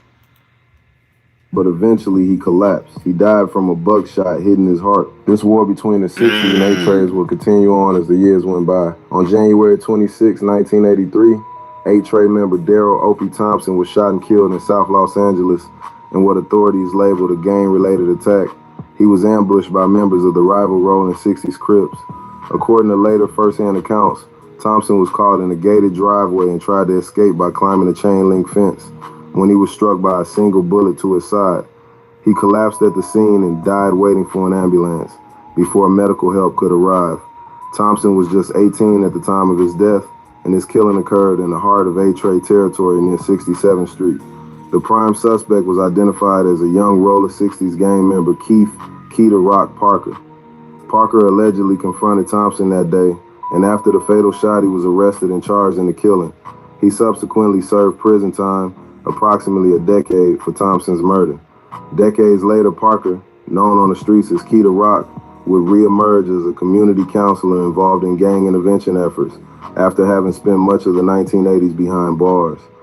Thompson's demise also influenced the power dynamics on 67th Street. He had been the 8-Tray's key man on that block, which meant his absence created a vacuum. You an activist now. Hey, don't it seem like everybody go to jail for that long ass time? Just like Spotty Face and all these other characters on No Jumper. All these dudes just got out of jail. And all of them talk about they try to be community activists like these old niggas. Like all these old niggas get out of jail from doing time. These niggas ain't even old enough to be there. Everything that changed. You know what I'm saying? That was the separation. Like, yeah, it's over. Cause everybody was cool with O. O was cool. You know what I'm saying? I'm keeping it real. He was cool. And all of them was cool. But it seemed like he the one who kept everything going over there. Yeah, you know what I'm saying? Order, structure. Yeah. Just a bigger piece of the puzzle. You know what I'm saying? You know how you got some people that can just bring the togetherness, or however you want to call it. Say that. So he was a major dude for the Northside A trace. Mm-hmm. So if Opie didn't die, there might not be any 6-7 neighborhood kids. I'll keep it real. I'll keep it real. On May 23rd, 1983, Rolling 60s members Kenny Johnson, a.k.a. Ken Bone, and Kevin Kid Sykes were shot and killed. It's reported that Johnson and Sykes were shot to death after they had allegedly killed an 8-Tray member known as Frog. On May 26, 1984, Willie Glover Barlow Jr., was better known on the streets as OG Chili Capone, was shot to death in the CVS parking lot near the intersection of South Sepulveda Boulevard and National Boulevard in the Palms area of Los Angeles. Barlow ran a clique within the 60s called Arlington Gangsters alongside his cousin Eugene Big U Henley. As the years went by, bloodshed continued. On September 7th, 1985, Stanford Mumbles Bursey was a 24-year-old member of the Rolling 60s Crips, went to a liquor store at 1355 West Florence Avenue. While there, he ran into a man named Tommy Ross, a.k.a. Joker, from 8-Tray. I was getting ready to go to Carson. I was getting ready to go visit a young lady. So I stopped by and get something to drink, right? I'm inside this liquor store. I'm at the counter. I see two people coming in the liquor store. I could tell they bangers. So I just spoke. I don't even hit them up or nothing. I just say, what's up? And then that's when Stanford, he say, what that West Side Road is 60 like. Now, when he said that, I was shocked because I didn't expect that. And then when I looked towards the door, this little homie had his hand in his coat pocket like he had a gun. But as soon as he said that, my response was, what? You know, 8-Tray gangster like. Then I hit him with the F-60s, right? I noticed some more people coming in the store. These are some of the people that I knew who stayed in my neighborhood. Not bangers, but lived in the hood. I saw the youngster take his hand out his coat. I do a beeline for the door. My car was parked right in the front. And I went in, the driver's side, got the gun that I had. Before I could fully get my hands on it, I saw him coming out of the door. But I already knew what I had to do. On this very corner, right around the corner, is where the shooting took place. This death would have very serious repercussions that Joker didn't expect. 4 days after the shooting, on September 11, 1985, Rolling 60s member Rodney Glaze, a.k.a. Petty Wack, and another man named Eric Dix would pull up to Joker's mother's home at 1351 West 51st Street. As they knocked on the door, 54-year-old Bessie Ross, Joker's mother, answered. When Wack and Dix were told that Joker wasn't home, they opened fire shooting his mother. They then fatally wounded Joker's little brother, David, who died on the spot. Bessie would later pass at the hospital. In the aftermath, Ross went into hiding until his arrest by the LAPD South Bureau Crash Unit. By late September 1985, he was charged with Stanford Bursey's murder. He would be sentenced to life in prison with the possibility of parole. After serving 36 years in prison, he was released in 2022. In January of 1986, Glaze and Dix would be arrested for the murder and later convicted to life in prison. That's how you know a nigga been in jail hella years. This nigga wanted to come home looking like, bruh, if you was on the streets, you would have never even been putting on a suit. Unless it was like you was on some G shit at a funeral. Bro, this man right here, 36 years, and then your best thought is, let me get this polyester shiny ass suit with a black shirt with a black tie. Like, it look like you getting out. Is you celebrating getting out, or are you going to straight to a funeral? Like, why would you be? And then that shit was like downtown LA, $100 suit, man. That shit was 36 years. Just threw your life away for a $100 suit. Come home looking nice. And what you Peachtree into? Yeah, tell us your story. In May of 1988, a man named Buford B.J. Bates of the 46 Neighborhood Hood Crips met with a man named John Porter from the 8-Trays. BJ's girlfriend, Kelly Davis, set up the meeting. BJ sold him 2 pounds of cocaine for $14K, but the 8-Trays find out later it's flour. Now, after being played out of $14K, 8-Tray members Deitrey Denard, a.k.a. Crazy D, and John Porter kidnapped Kelly Davis, forcing her into Porter's mother's house. Davis was not able to reach base by phone. Crazy D then called a man named Dayon Lively, who came over to the apartment. Jerry Curl. Once he arrived, they then drove in a beige-colored Jeep to another apartment where another man named Lindell Jackson showed up. Davis then told Crazy D where BJ lived and what kind of car that not only BJ drove, but also that his sister Nina Bates drove a red 1988 Hyundai. They all then put on ski masks and gloves. And do you see these whips that they in? Look at this, look at this, look at this, look at these Winnebago. The blood in a Winnebago. Look at blood. This look like a nigga. This look like AI blood. Y'all doing them wrong, gang. You say what they was sliding this game. You bullshit. You bullshit. You bullshit. Oh, YouTube is disrespectful, gang.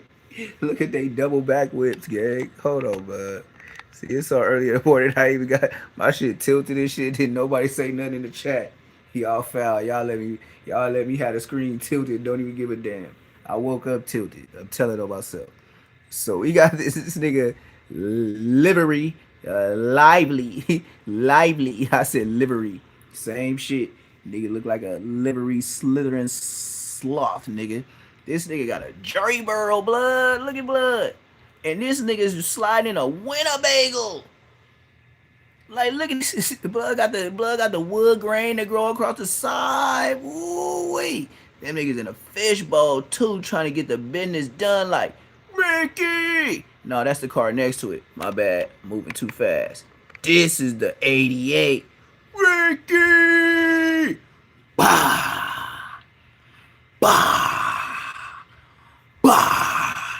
Yeah, that's that Ricky. So, at least we know the movies is real. I told you I'm an OG, but I ain't that old. 88, let me let you know. Nigga, I was 3 years old. 3 or 4 years old. I always say 3 because I'm born in September. So, nigga, September, November, December. So that's why I always say, since I'm the 3rd month before the end of the year, nigga, I was 3. Nigga slide in the car where I was 3 years old. Blow, you know how old that shit is? That shit probably, when that shit had transmission problems, and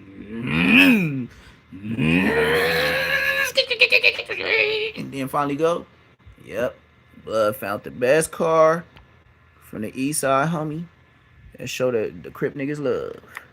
Blood got the whippity doo dah, and he said, bump it, I'm finna go get my ops, and if the car stop, we're gonna be like Space Ghost, and we're gonna jump on that MTA, and we're gonna head to the 60s.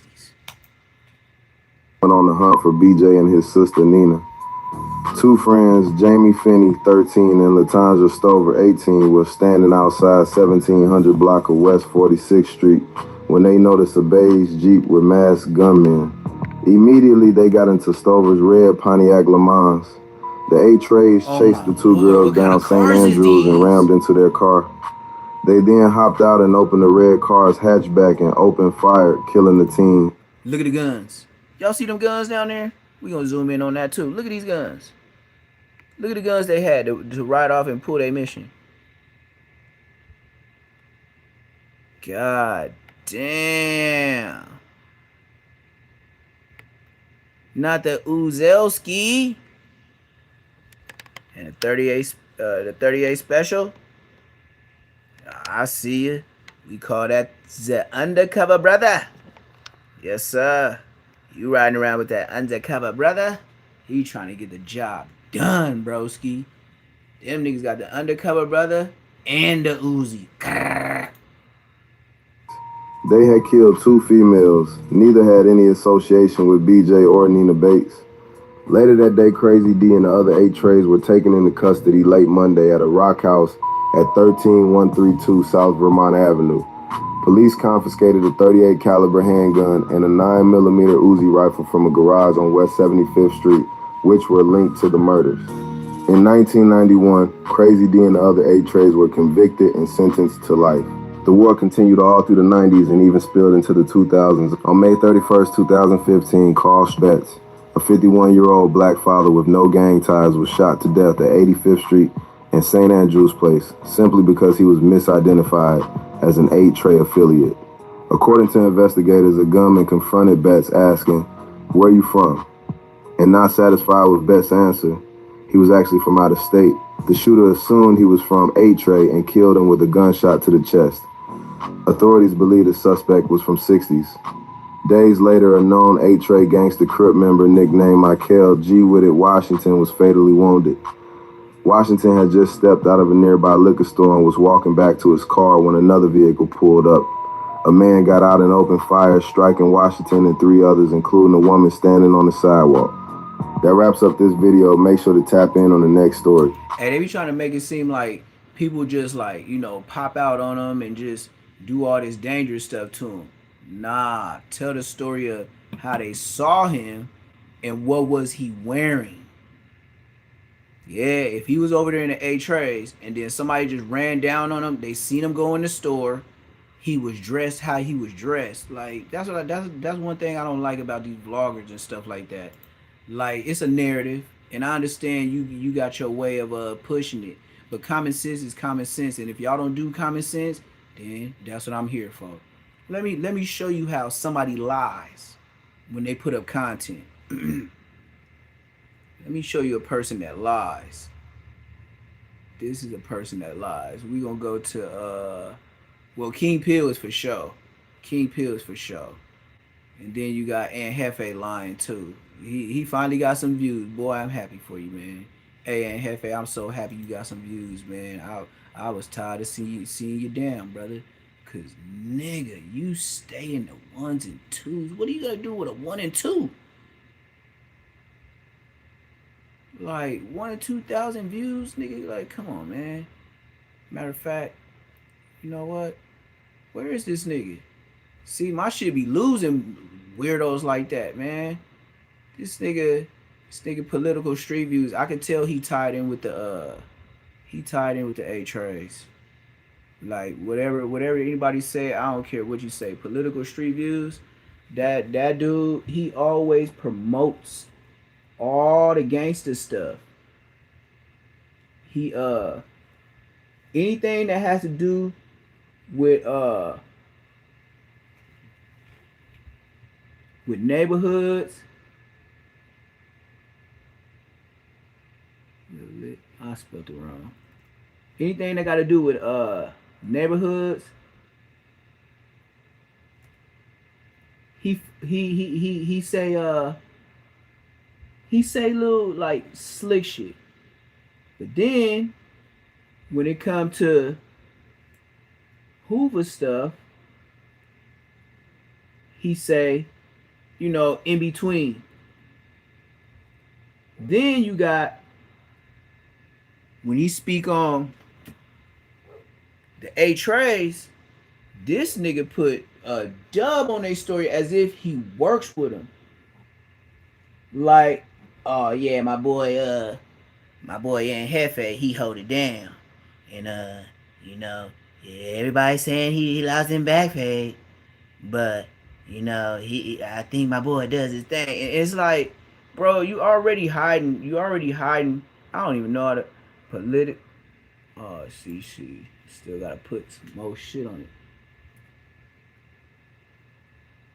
We already know that you do this nigga cartoon work before he went to jail. That's number one.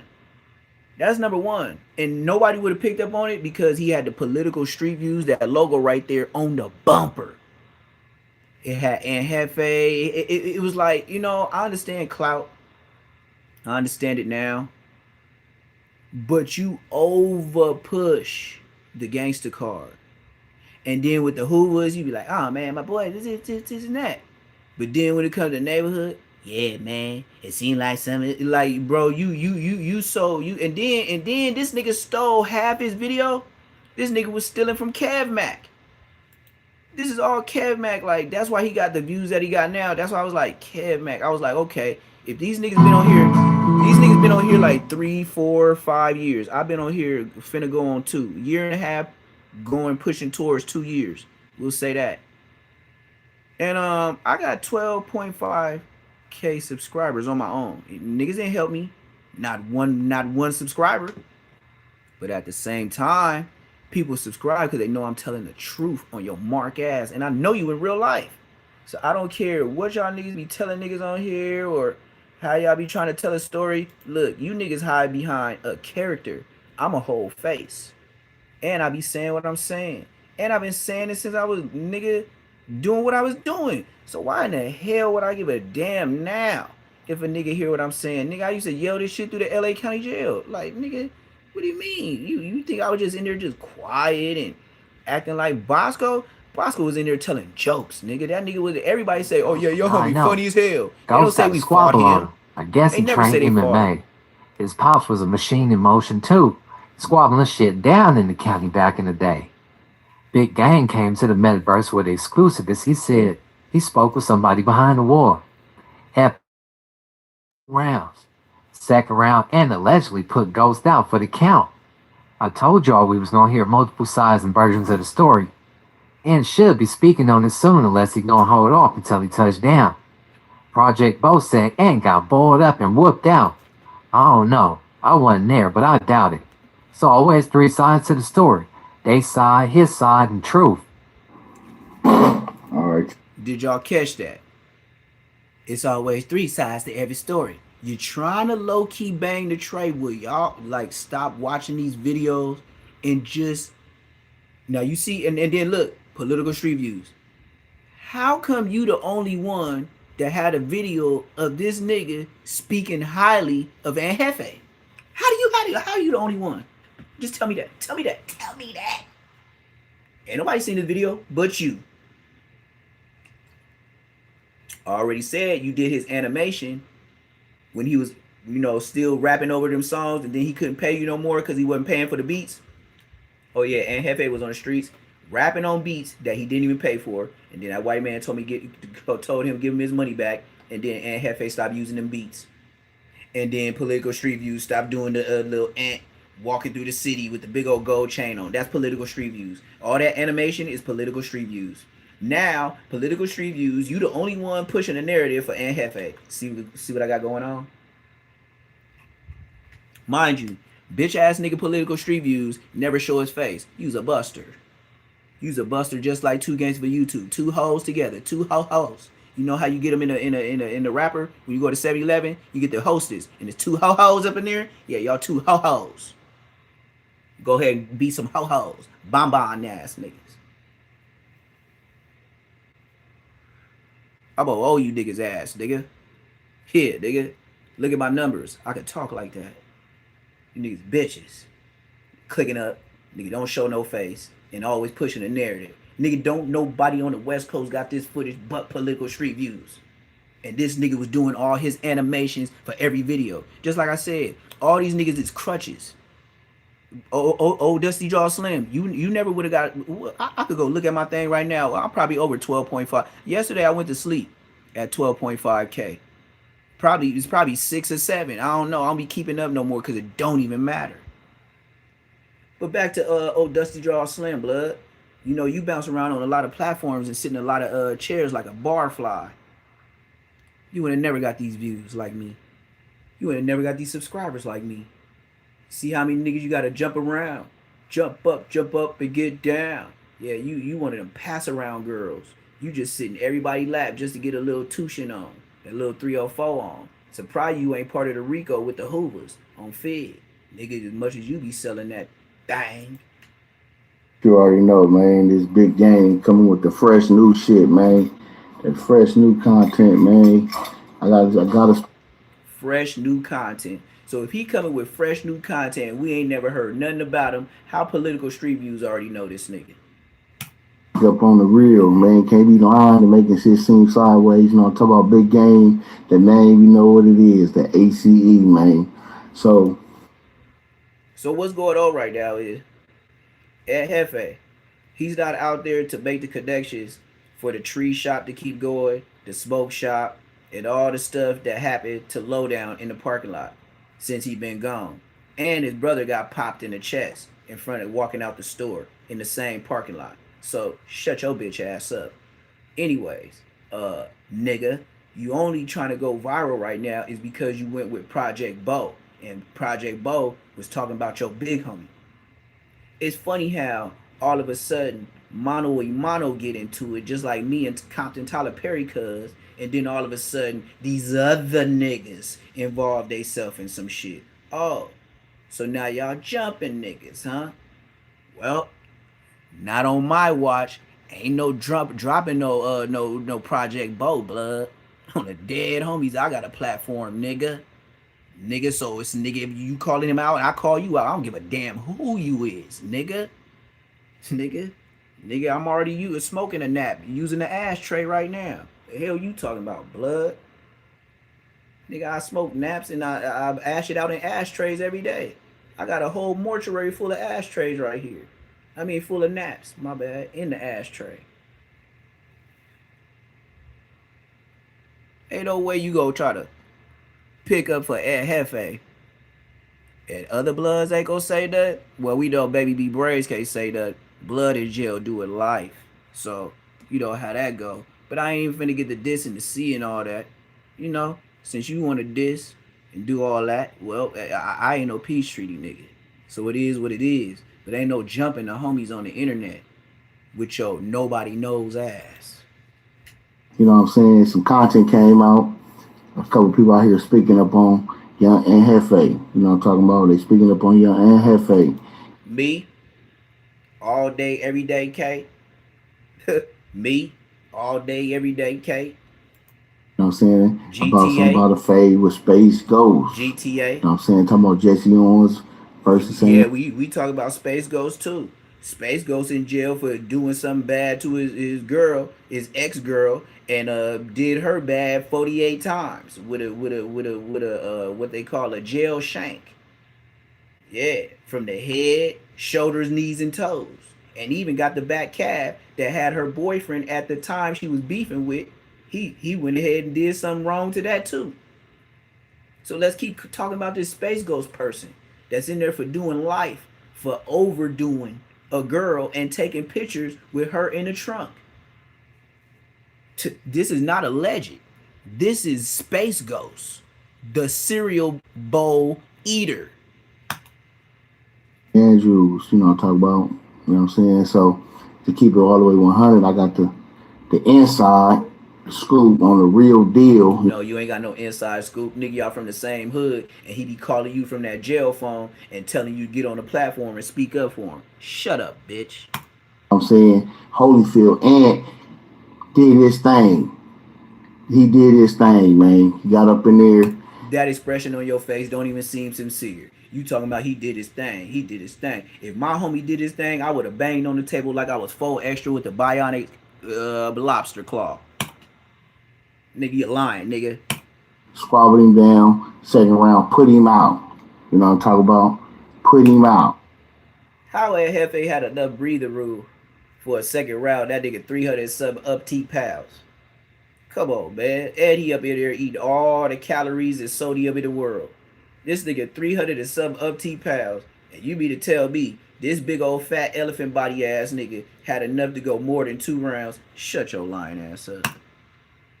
He squabbled 2 people. He squabbled him and a dude, another dude from 40's name, some gun or something. You know what I'm saying? That's what it is. You know exactly the name, but you don't want to give him no clout on the internet. Some that you know exactly who he is, nigga. He did his thing. He in there squabbling. So just to clear the air, Young and Hefe out there in the county jail squabbling. Why was you finna say out there squabbling? He's in there. He's in jail. What you mean Aunt Hefe's out there squabbling? Ain't nobody out but us that's on the internet. Why you trying to talk like this nigga's not? Oh yeah, he is out because he always out on the internet making some inside outside comments on some shit that's happening in outside, but he's inside and has all the info on the outside. Shut your bitch ass up. Up, put niggas to sleep with a name like that over there. You know what I'm saying?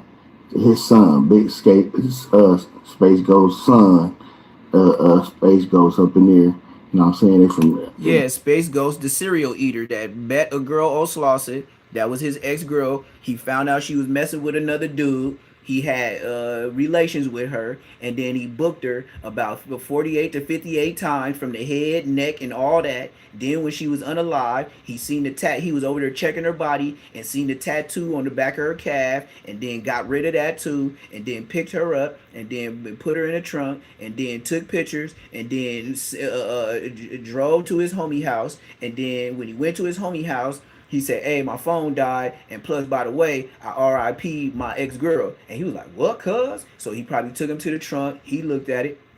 So then Blood Soul, cereal bowl eating ass. We talking about Space Ghost. This nigga Space Ghost goes to his homie house from Nachos. They all from Nachos. So Blood from Nachos unalive his girl from that non-affiliate. He rode a bus to her, unalived her after having a relation with her. Blood take his nacho ass to his nacho homie house, and then Blood nacho ass go talk to his nacho ass homie, and then his nacho ass homie let him use his phone because the nacho nigga, his phone was already the nacho nigga phone was already red, so he went to his nacho homie house to use his phone that wasn't red.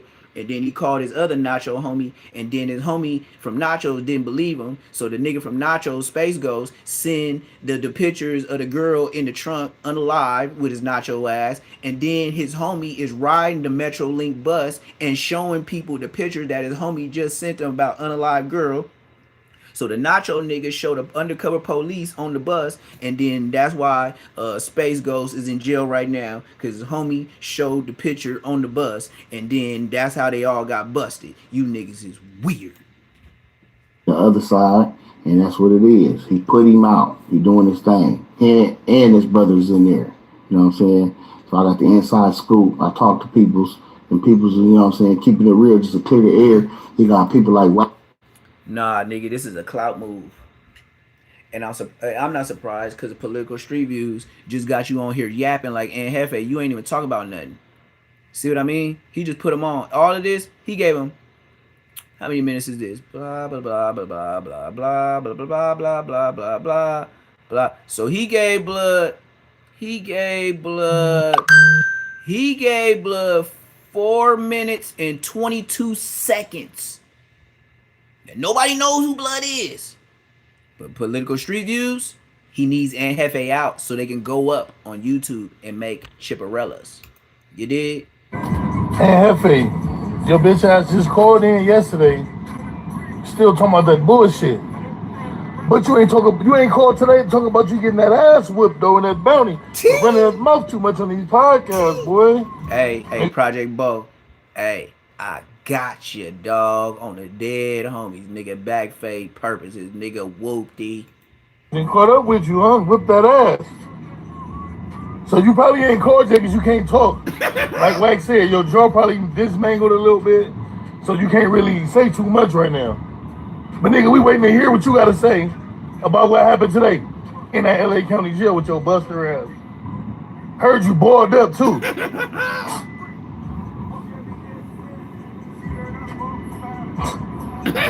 Wake up, people.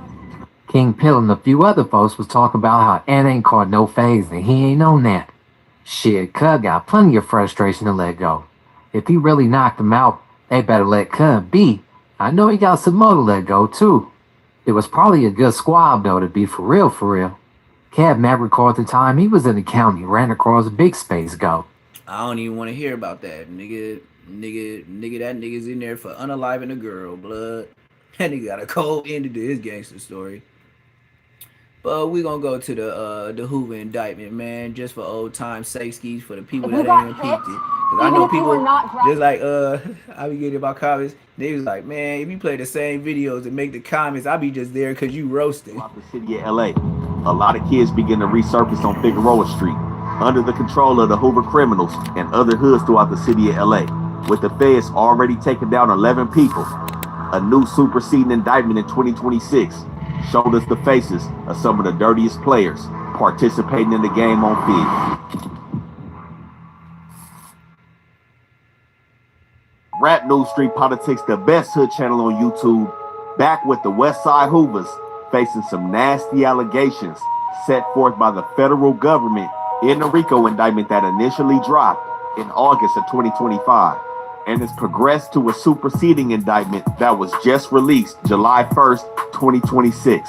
Now, this superseding indictment has introduced some dirty players into the game. 7 new defendants to go along with the original 11 defendants charged, and 5 of the 7 are documented members of Westside Hoover.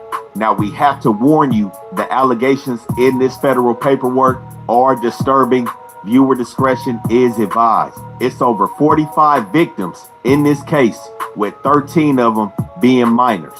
If you thought that initial indictment was crazy, the feds have added an additional 325 overt acts to make a total of 769 crimes or conspiracies to prove this RICO case. It's a man in this case who met a 14-year-old at a party, told her he was also 14 when he was actually 21. He took her back to his house, and when she woke up the next morning, she was locked and trapped into his bedroom.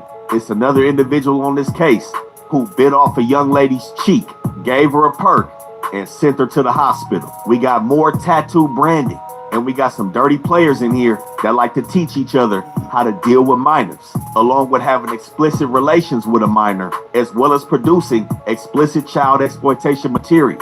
But we also got some veterans from the last indictment racking up new charges. A Hobbs Act robbery where they ran into the lens crafters in Beverly Hills, striking for $150,000 in designer sunglasses. And the feds claimed this superseding indictment was already in motion 2 days after they got on the Lady Duck, all the way back in 2021 when the Hoovers dropped a music video on YouTube.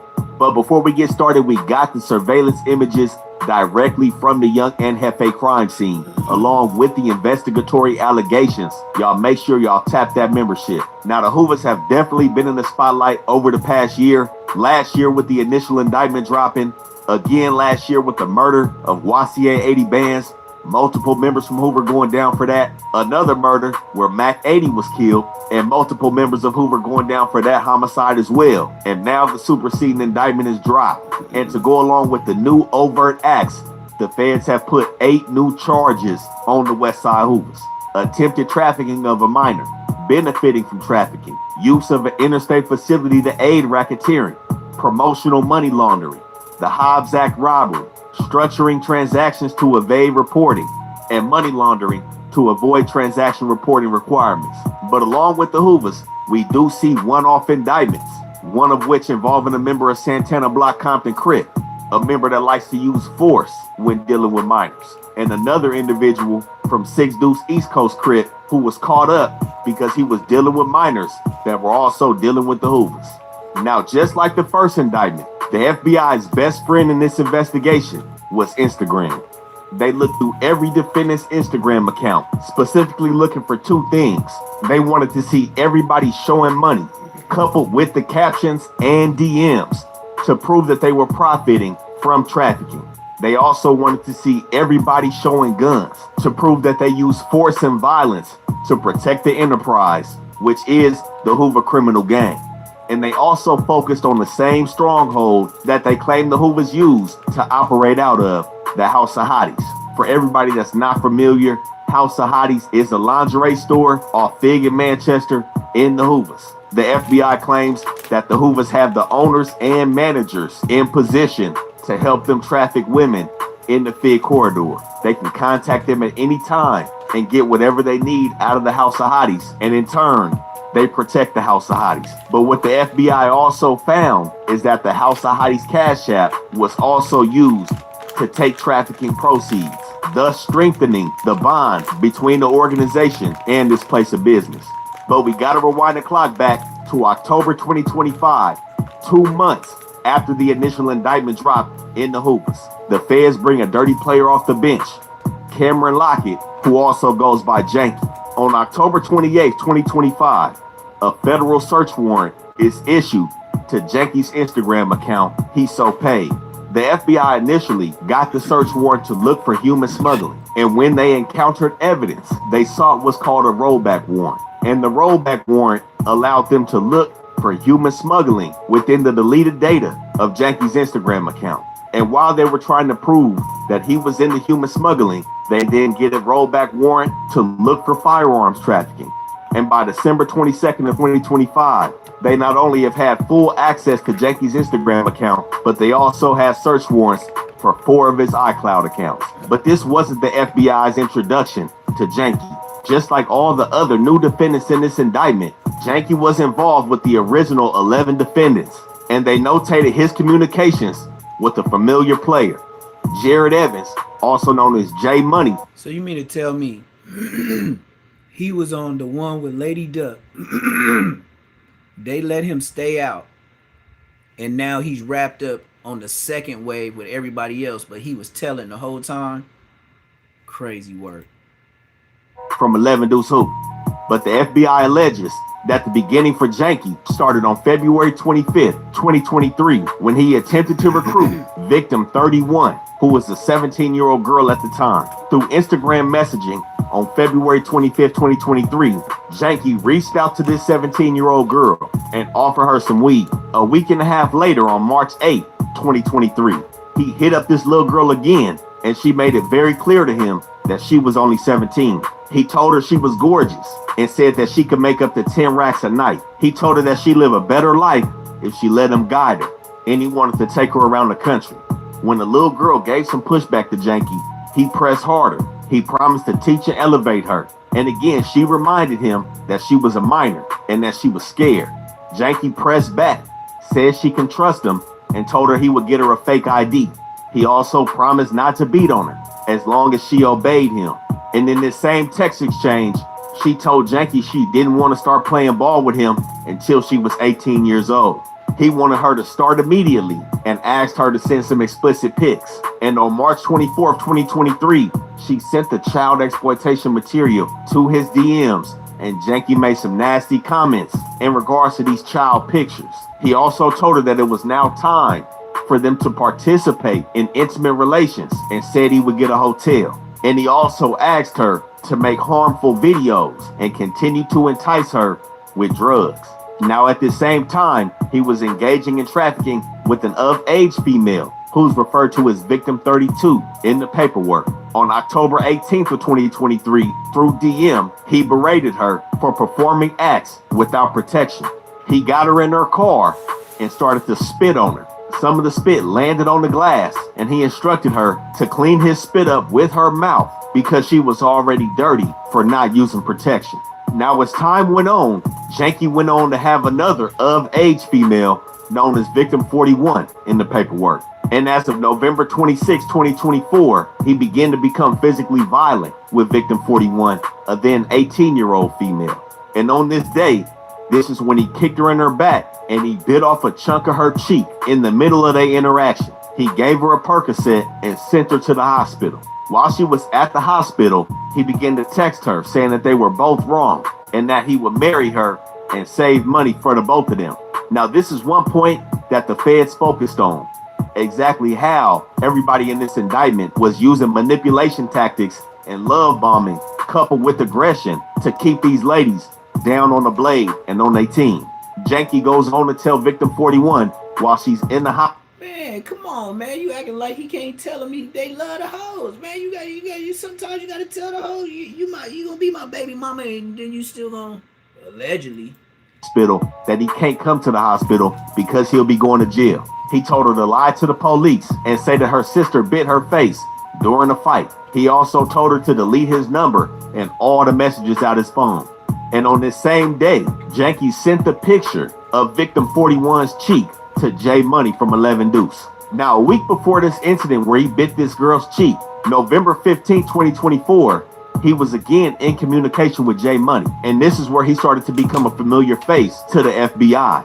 Via Instagram, Janky and J Money were discussing the condition of various blades, trying to determine which one was the most lucrative. And J Money said that he was going up to Bakersfield to set his people down. Janky inserts himself and says that he'll go to Bakersfield too, and they'll put some money on the rental truck. And as the feds start going through J Money and Janky's communications, they find that Janky is somewhat leaning on J Money for experience. They notated the conversation between them where Janky asked J Money for pimp advice, and they both spoke about taking their talents to San Bernardino because the police were hot on Fig and it was messing their money up. But after love bombing victim 41 while she was in the hospital getting her cheek treated, she's released and Janky convinces her to brand his name on her, and she goes and gets Janky tattooed on her lower back. And he was caught in communication telling her now that she's branded not to ever betray him. Now, while the feds have glued Janky to the trafficking allegations in this indictment, they turn their focus on his money. They noted that he changed his Cash App name from his real name, Cameron Lockett, to his Instagram handle, He's So Greedy. They notate many different conversations that he's having with his victims about how to send money and how much to send, and at one time.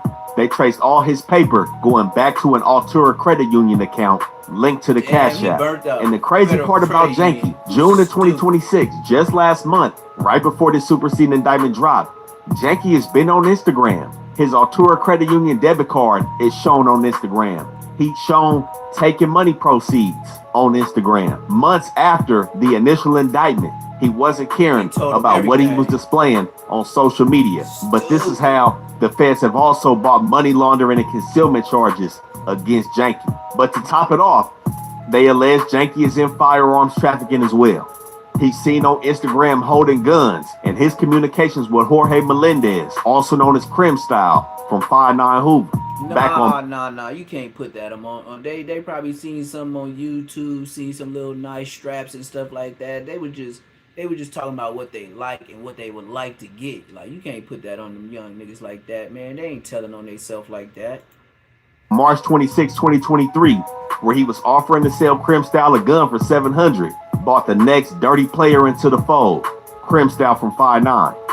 Now, Crim Style is somebody that is synonymous with 5'9". He's one of the faces in that section of Denver and 59th. He's seen it all day hood days, and the feds start to take note of him again all the way back in 2023. Who told you? Now, his first instance was in March of that year, but what fully tied him in was his communications with one of the original 11 defendants that went down in last year's indictment, Avery Amako, also known as Hands. Early in the feds' investigation, Crim Style and Hands participated in the drug trafficking allegation with those Percocet pills by the end of 2023. The feds counted at least 9 interactions where Crim Style was attempted to procure some Percocet pills from Hands. And the feds also got a front row seat in late 2023 when Crim Style and another vet, Matthew Brooks, also known as Vermont Star, in the first indictment, had an argument over proceeds when 2 of their workers were catching dates together. But the real nasty allegations started for Crim Style in January of 2024. And this is when he was involved with a 14-year-old girl. And everything blew up when she met an undercover officer on Fig. So on January 26, 2024, LAPD was sitting back on Fig, and they came across who the paperwork refers to as Victim 33, a 14-year-old girl wearing a red mesh lingerie bodysuit, exposing her top half and her bottom half with a youthful appearance. No. Top half and bottom half, youthful. Man, you know that's what the Border Brothers be paying for on Figaro, man. That's all the ones that work out for free, my friend. When the undercover officers engaged this little girl, she offered her services for $80 on the blade. And of course, she goes straight down. When officers figure out that she's 14 years old, they sit her in the room and she starts making statements. She stated that her... Man, you think somebody 14-year-old ain't finna make no statements, man? You got people 54 years old going up in there and making statements. Trafficker's name was Jorge, also known as Crim Style, from Hoover. She stated that she just met Crim Style 3 weeks prior to this incident at a party. She went on to state that Crim Style told her he himself was also 14, but he was in fact 21 years old at the time of their interaction. This 14-year-old girl willingly left the party with Crim Style, went back to his house, and engaged in some inappropriate acts at his crib. The following morning, she wakes up and attempts to walk out his bedroom when she realized that the door was locked from the outside. Shortly after, Crim Style comes back to his house with some lingerie and told her she was going to work for him on Fig. He instructed her that she couldn't come back with nothing less than $1,000. And this is when Victim 33... So you mean to tell me a nigga looking like this is gonna tell a 14, 15-year-old girl, yeah, I'm 14 too.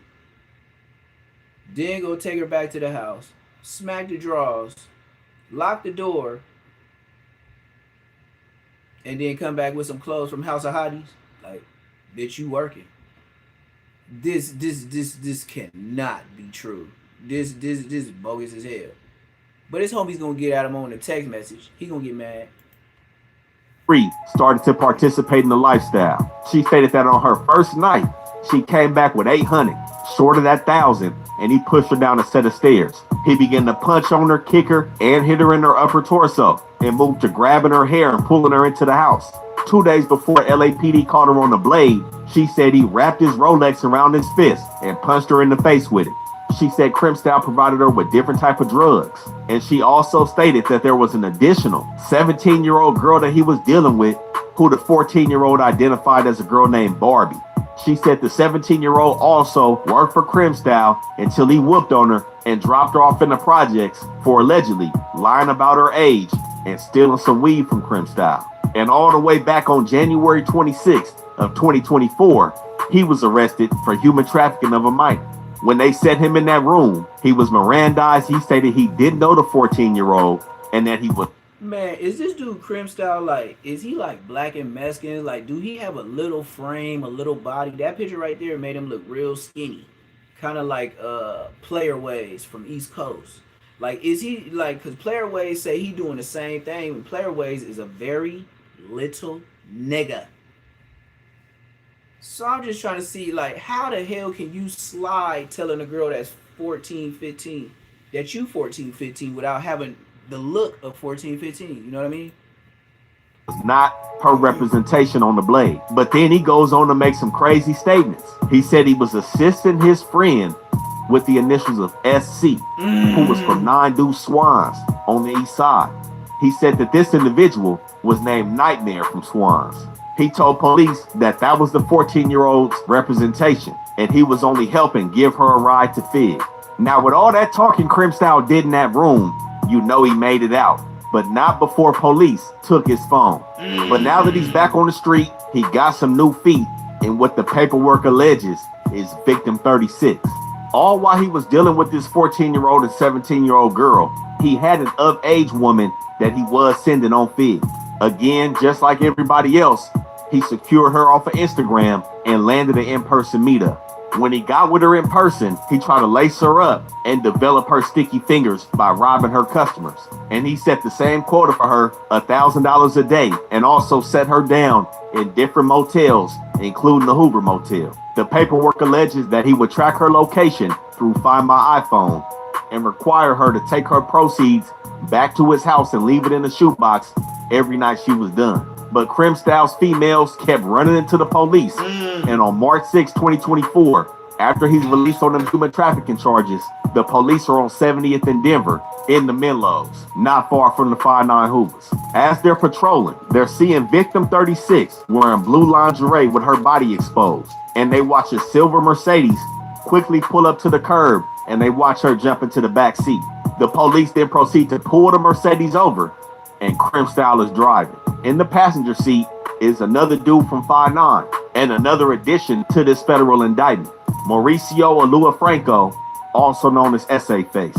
The Mercedes is impounded due to none of them having a driver's license. And upon a vehicle search, they find feminine hygiene products, condoms, and a motel key for the El Rancho Motel off San Pedro. Now, due to this being a human trafficking investigation as the reason for this stop, they take that motel key and pay the manager a visit over at El Rancho. When they check the file, they find out Crip Style was the one that rented the room. And with that fact, they sit down victim 36 in an interrogation room. She goes on to state that she met Crip Style on Instagram February of that year, 2024. She stated that she left her job and her home to be with him. She admitted to the police that she was a street worker. At this time, Crip Style had also been in and out of a sober living facility, and on the weekends, he would be able to come home. She said she was on automatic, making sure she bought the money back regardless of whether he was there or not. And in March 2024, he started to become physical with her. It got to the point where he beat her so bad She said that she wasn't able to catch dates, so he changed his methods. So what that means is, if you was in a sober living, that means you got on probation because of it. Then you violated with a dirty test. That's the only reason why you go to a sober living. Previously leaving bruises on her thighs. Instead, she claimed he would just strangle her until she lost consciousness. And she described one beating where she claims that he left her face deformed. Now, if her statements weren't enough in that room, she showed detectives a tattoo on her ass with the branding Crim Style. She also went on to describe a wild event when Crim Style had her phone and asked her to help him with mobile banking. When she got her phone back, she immediately tapped the Uber to escape. This is when Crim Style FaceTimed her and showed her her grandfather outside of his house, and he threatened to jump out on her grandfather if she didn't get back right. Sheesh. Now, shortly after the initial indictment dropped, January 14, 2026, a federal search warrant was wrote for Crim Style's Instagram, Walk 'Em Down. At the time of us putting this video together, that Instagram is still up, and it still shows him flashing the same money that the FBI used in their indictment. It also showed him and S.A. Face spray painting, further corroborating the gang allegation. And last month, June 1st, 2026, the cell phone that was confiscated from him all the way back from his January 2024 arrest, where he went down for human trafficking of the 14-year-old, federal agents wrote a warrant for that device. And inside it, they found a fight between the 17-year-old Barbie that he dropped off in the projects and the 14-year-old that he was trafficking at the time of that arrest in 2024.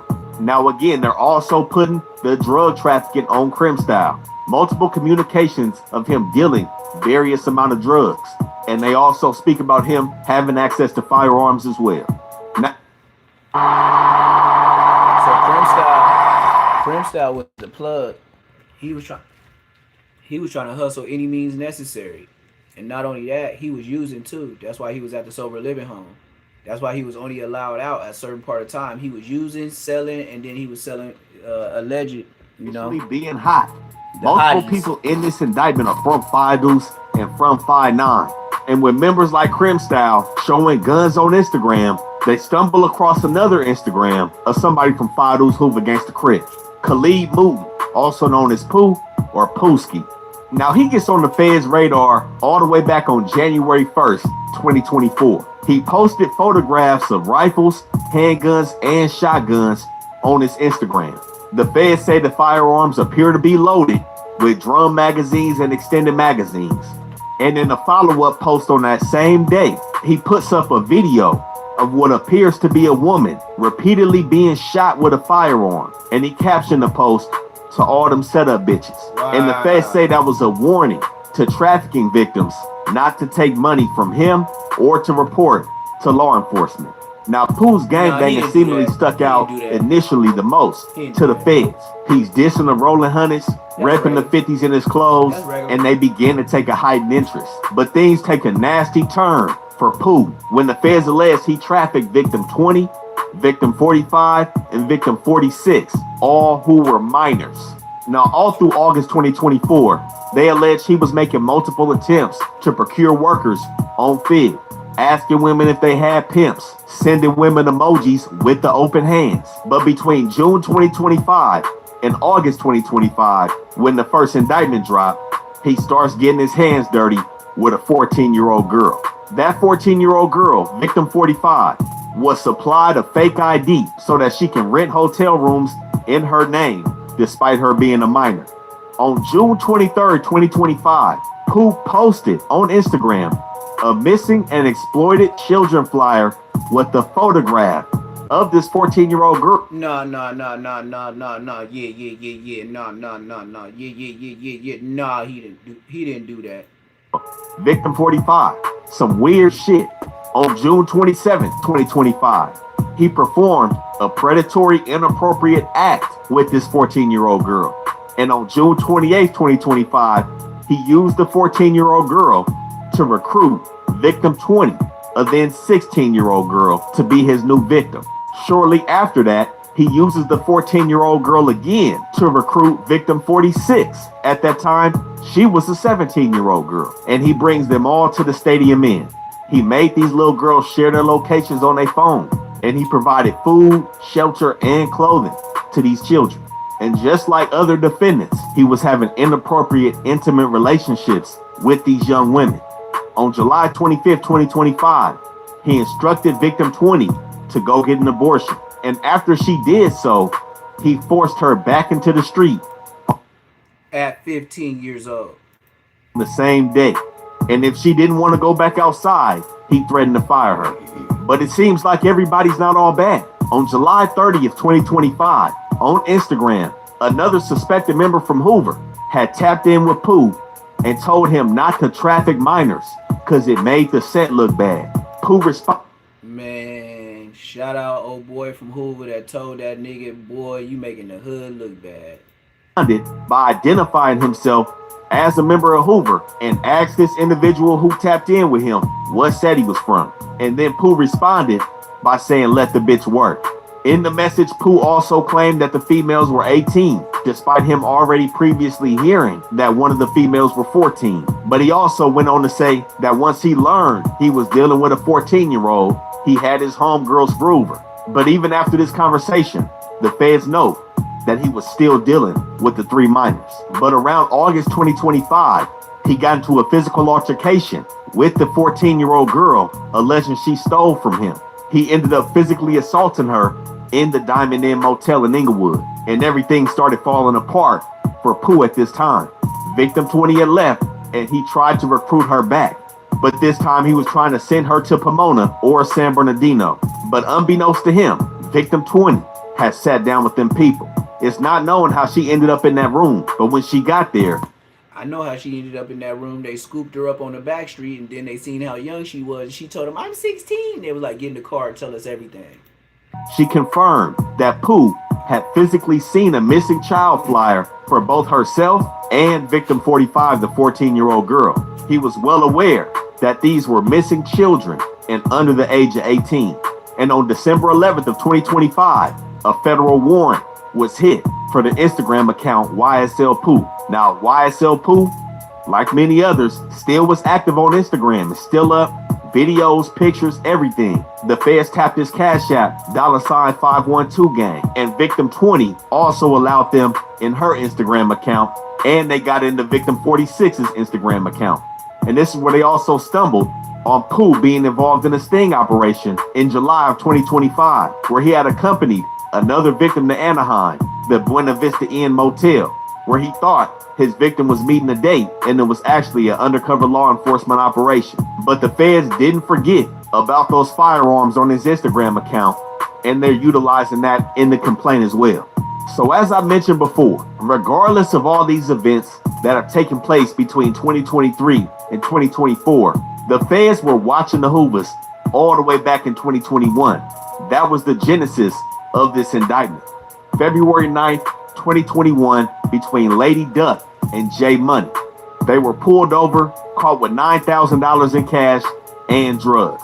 2 days after that, February 11th, 2021, the Hoovers drop a music video. Treyway, Pope, and Essay Face dropped the Hoovers. It was uploaded to YouTube, and the feds used this as an early introduction to this generation of Hoovers.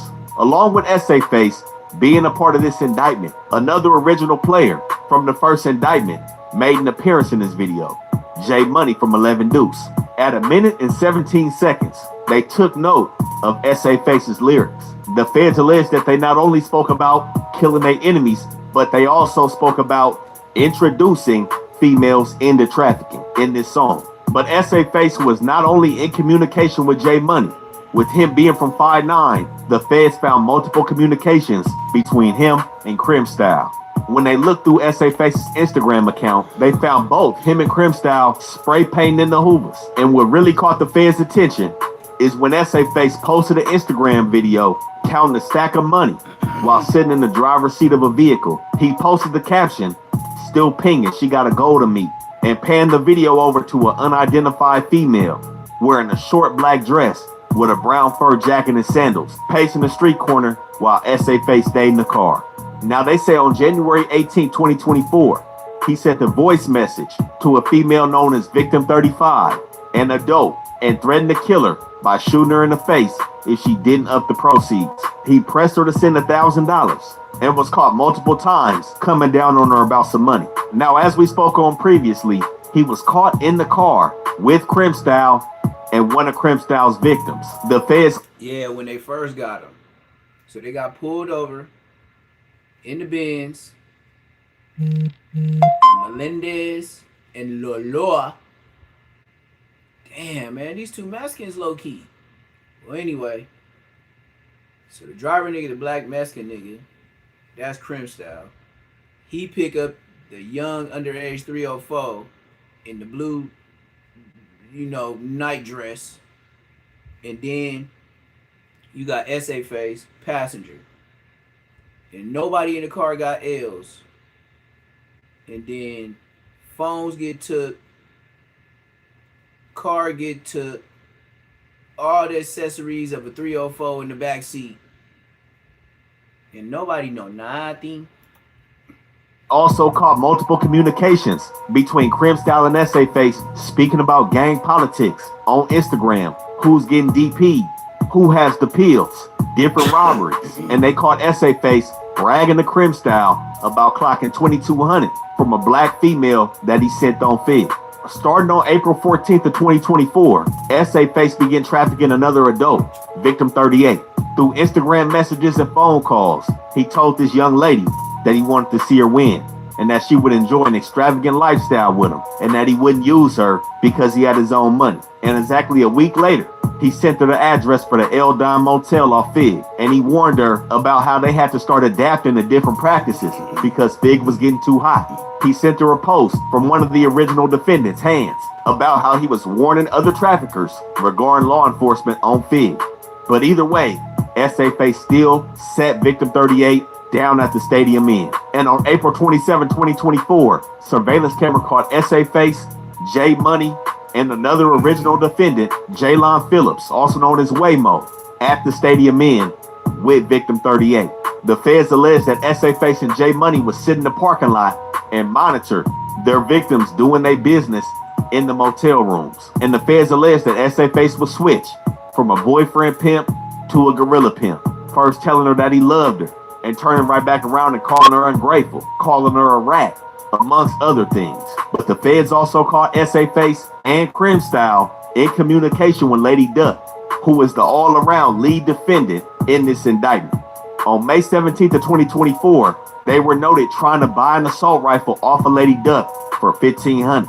And with dealing so close to some main players in this indictment, Lady Duck and J Money, it was only a matter of time before the feds tapped his shit too. And 3 months after the first indictment, November 25th, 2025, they get a state search warrant for SA Face's Instagram account, which is now deleted, Rich Shottaface. Now, one would be safe to assume that after the first indictment dropped, August of 2025, that most of these dudes would have laid low. They would have kicked back, changed their program up, and maybe try to dodge this superseding indictment, especially the people that went down in the first indictment. But as we see, it's not the case.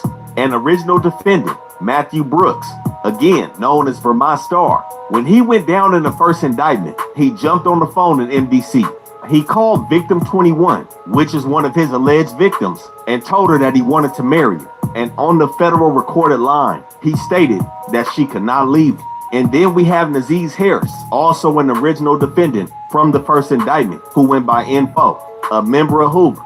His brother, who's not officially from Hoover, but who the feds allege is an accepted affiliate, is LaGrange Lennox, also known as King Blue, in this superseding indictment. When Info went down for trafficking a minor, he called his brother King Blue to take over his feet, and he slid King Blue the number to his minors, and King Blue inserted himself into this indictment. Now, King Blue had ties to Arizona, and that's where he started, June 22nd, 2024, with a 17-year-old girl known as Victim 39. The feds allege that he tracked her using an iPhone and set her down in a Motel 6 in Phoenix, Arizona. He wasted no time and started to produce inappropriate material with this 17-year-old girl and had intimate relationships with this child. And on June 28, 2024, he takes her from Phoenix, Arizona, brings her to LA, and the first spot he takes her to is Stadium Inn, where he then photographs her.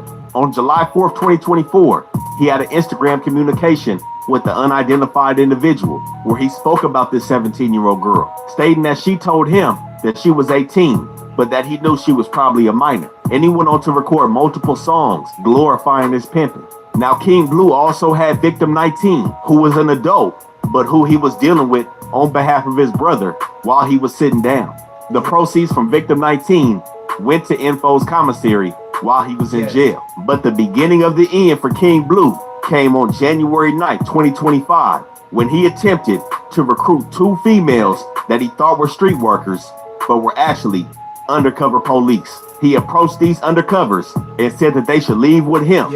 He promised to teach them how to engage in trafficking. He also told the officers that if they wanted to come with him, they had to pay him a fee of $1,500. And he told them he'd pay for their clothes, nails, and hair. And on March 19th, 2025, law enforcement obtained a warrant for the Instagram account Chosen Pups, which was King Blue's IG. They also got access to his iCloud accounts, and they also extracted data from the 17-year-old's devices. They found all the material that he produced with this child, and it hit the fan for him February of 2025 when he was arrested driving her while she was dressed in a manner consistent with the trafficking victim. Now, the next individual in this indictment came on the scene somewhat late when we talking about the start of when the FBI was paying attention to the Hoovers. But this is somebody that was in heavy communication about the drugs with Lady Duck, also speaking about robberies with Essay Face, and was definitely into branding the females he was able to get his hands on. We got Nakali Miller, also known as F3. Now, his first communications in this indictment came in 2024 on February 15th when he was speaking to Essay Face about robbing the house that night of one of their victims' clients. But over the next couple months, he's in communication with Lady Duck about pills and lean. But he jumps off the porch with his first victim in this indictment, September 7th of 2024. Now, this is an adult in the paperwork known as Victim 40. And between September and October of 2024, F3 dictated when she worked, when she rested, monitored all her work, and required her to report and turn all her earnings over to him. And he wasted no time branding her. September 8th, 2024, he told her that the tattoo of his brand on her body needed to be big. And later that night, she sends a photo of the branding on her ass. Now, the key thing about this tattoo, he has similar wording tattooed across his chest, which doesn't serve well in this federal indictment. Over the next month, he had many communications with her about how she's to conduct herself on the blade, as well as exerting dominance over the money that was being made. But on January 26, 2025, he's moved on to another victim, which is also an adult, Victim 47.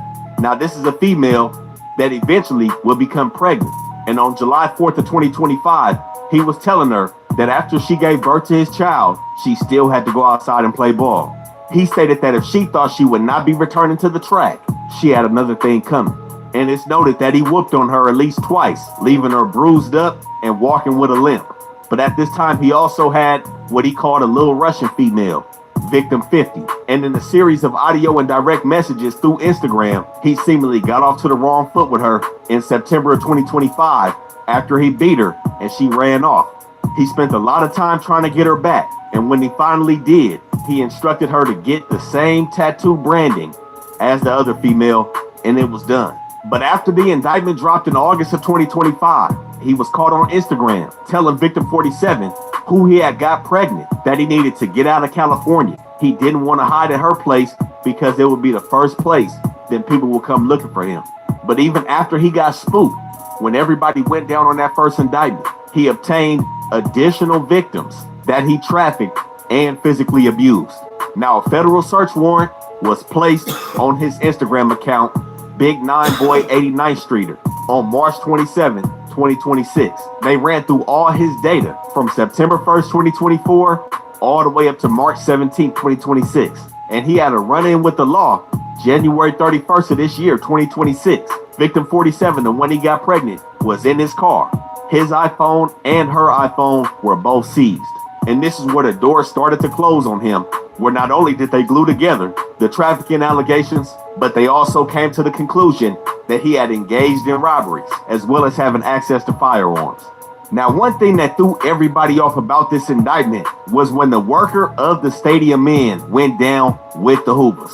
Ahir Mukesh Kumar, also known as Aki, not only worked at the Stadium Inn, but he also lived at the Stadium Inn as well. Now, when we covered the first indictment, the Stadium Inn was the main spot that people were sitting these ladies down in and committing the acts of trafficking.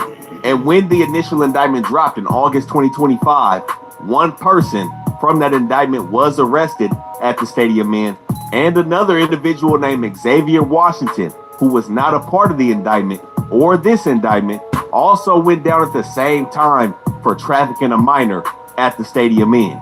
The feds ended up executing a search warrant and seized financial records at the Stadium Inn and conducted analysis of guest registration cards.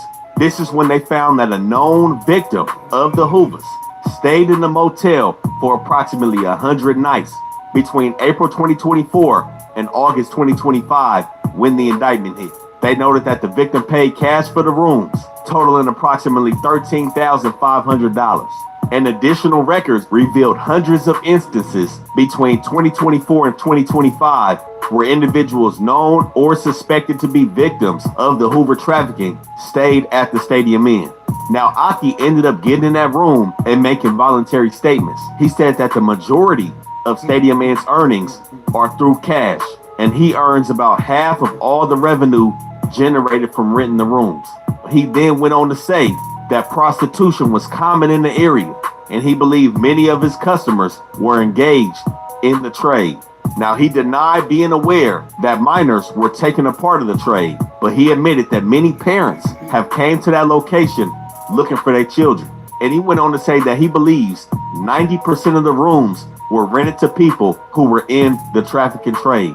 But when some of the victims went down and they spoke about Aki, victims 17, 20, 21, and 22, they know him very, very well. He has one of our friends that's his girlfriend. He never lets the police come talk to us. Yeah, Aki, you through. And he telling on all the Hoovers that's in there. That nigga ain't got no alliance to nobody. He ain't even from America. He telling on everybody. all made statements that they were familiar with him as the manager of Stadium Inn. Victim 22 stated that he had intimate relations with the 15-year-old girl who was trafficked by Keandre Young, also known as Young Poke, another member of the original indictment from Hoover. When they dug into Aki's financial statements, there were multiple signs of concealment. He was going out his way to make sure all his deposits into his bank account were under $10,000. Aki was making some real paper managing the Stadium Inn, and this is why he went down as an accomplice for being complicit in the crimes alleged by the federal government. But as we said before, the feds have brought out a few new charges in this indictment, and one of them charges that holds a lot of weight is the Hobbs Act robbery. This is a federal robbery charge when interstate commerce is affected. And this was a situation that transpired back on March 22nd, 2024, with a fan favorite, Darrell Robinson, also known as P4K, from the Baby Stone Gorillas, coming out the jungles, the Black Pea Stones. But this move was spearheaded by two other individuals that were on the original indictment with P4K. Tijon Gray, also known as Tiny 3, or King off Manchester, who was accused of putting motor oil on a female, and Tommy Crockham, also known as Tommy Guns. Now, the feds allege on March 22nd, 2024, Tiny 3 and 5 unindicted co-conspirators robbed lens crafters in Beverly Hills. Now, this took place during store hours and while employees were present in the store. Tiny 3 and his co-conspirators ran into the store, grabbed designer sunglasses from the stands and displays throughout the store. Tiny 3 was said to have directed the co-conspirators to grab more valuable Cartier products. The co-conspirators broke the glass of the display case to obtain protected merchandise, and overall, they came out with over $150,000 in designer sunglasses and left behind $5,000 of property damage in the store. Hey, you see how I'm a professional with YouTube? You see how I pressed the button and it automatically went to a commercial? Yes, sir. I'm hit. Now, how this works with the feds, when you have a store like Lens Crafters, and it can even be a restaurant, the feds allege that any place that deals in interstate commerce, it can be charged as a federal crime when you rob that establishment. In this case, the details are not fully out yet, but the feds simply can say these designer sunglasses were not manufactured in Beverly Hills. They either came from out of state or even out of the country. And since Lens Crafters sources their merchandise from out of the state or out of the country, stealing that merchandise in California affects interstate commerce. This is why the Hobbs Act robbery is a heavy charge added in this superseding indictment. Now, when they jumped out of Lens Crafters, they fled in 3 different vehicles. Within minutes of them leaving Lens Crafters, Tiny 3 sent the Instagram message attempting to already sell the stolen sunglasses. He messaged one co-conspirator who was seemingly another getaway driver and told him to drive faster, and then asked why he driving like that. 3 days after the robbery on March 25th, 2024, Tiny 3 is again speaking with another unidentified co-conspirator through Instagram about selling the stolen merchandise. And this is when he told that unindicted co-conspirator to remind P4K to bring the payment for a pair of one of the glasses. Now on March 28th, 2024, Tommy Guns drove Tiny 3 to another unindicted co-conspirator's location with the stolen merchandise in the trunk of the car. And Tiny 3 left all the evidence in his Instagram account with taking pictures of the stolen merchandise, trying to get it off for sale. And this is just a bad look. That's the same thing Pooh Shiesty and his homies did. See? It ain't even about the coast no more. It's about the level of learning. These dudes are so burnt out. You really don't think the police is on you because you don't think you famous, or you don't think the police is paying attention to you. This is exactly what I told the homie Lil Duke. Right before he explained to me, don't call me Lil Duke no more. I'm Big Duke. I said, what? Yeah, blood, on Queen Street. I'm Big Duke. Now, you know, if he was a little homie, this would make me fucked and stuck. Now, I was probably like 39. I'm 49. I'm 41 now. But when he told me that, I wasn't an OG yet. He was. He's trying to explain to me how I didn't grew up in this hood, and I know Big Duke, and I know your Little Duke. Big Duke had the 7-1 white Impala on the D's. Even if he was having engine problems, Blood always rode a lowrider. I don't give a damn if that shit we seen is smoking in the hood. Blood is riding lowrider. I've never seen him in a Honda or nothing else.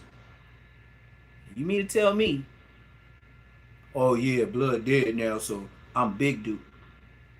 Bitch, what? And you actually telling the next generations after you, you Big Duke. So you just erase this nigga off the board? For sure, dude. For sure, homie. With an already ugly indictment. Now that's everybody that went down with the Hoovers, but the feds didn't just stop there. Not only did they grab Xavier Washington last August in the initial indictment, they got some neighborhood Crips on here too. Now in a crazy turn of events, the initial indictment on the Hoovers ended up causing a trickle effect throughout the city of LA.